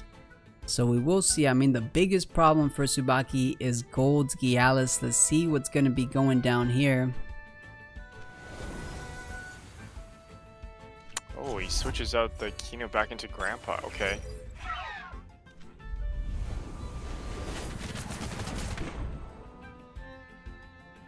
So yeah, gun bomb onto Grandpa. Yep. Yeah, Grandpa, which was the Kinu, so trying to take down the Kinu before it gets more out of hand. But Grandpa, a sacrifice well done. Oh. And huge. This is the thing, as we said, the biggest problem for Tsubaki is this Gyalis. So let's take a look at the scoreboard. Who's going to be faster? But the final Kinu buff. This is beautifully set up at the end. +4. Jesus, what a raid boss. Now I think Kinu still has revitalized, so he has to kill Golld's Gyalis here.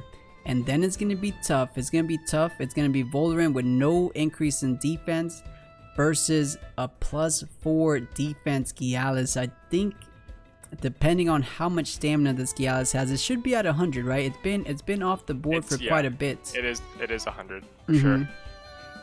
Mine says 0.0, so yeah, it should be at 100. So let's take a look. Oh, hyperkinetic into sharp stab. Could be. Oh, revitalize goes through. So, will it kill? No, it will not. Yeah, +4 special defense and +4 defense. Way too much. Crystal Bite easily going to be erasing this Gyalis despite the rock shield. And now it's just a 1v1. We just saw the hardest hitting attack. Actually, no, it's not the hardest hitting because of that minus special attack 5. But the Feather Gatling followed by the support of Kinu. There's absolutely nothing Golld can do. It's going to be so close, but yeah.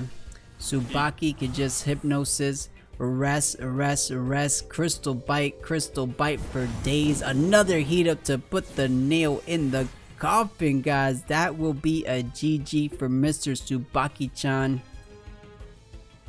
I mean, they'll probably play it out, but you know. I mean, with the fact that the Vola has the pillow on it, it's going to be a little bit longer than usual, but yeah, I think it's gonna just gonna catch up to him at the point that he's gonna just out damage. Let's see how much it's gonna do. Is it all the way down? Yes, it is. A +4 defense, too strong. Goodness. And ladies and gent, guys, congratulations to, I believe, I gotta look in our records, our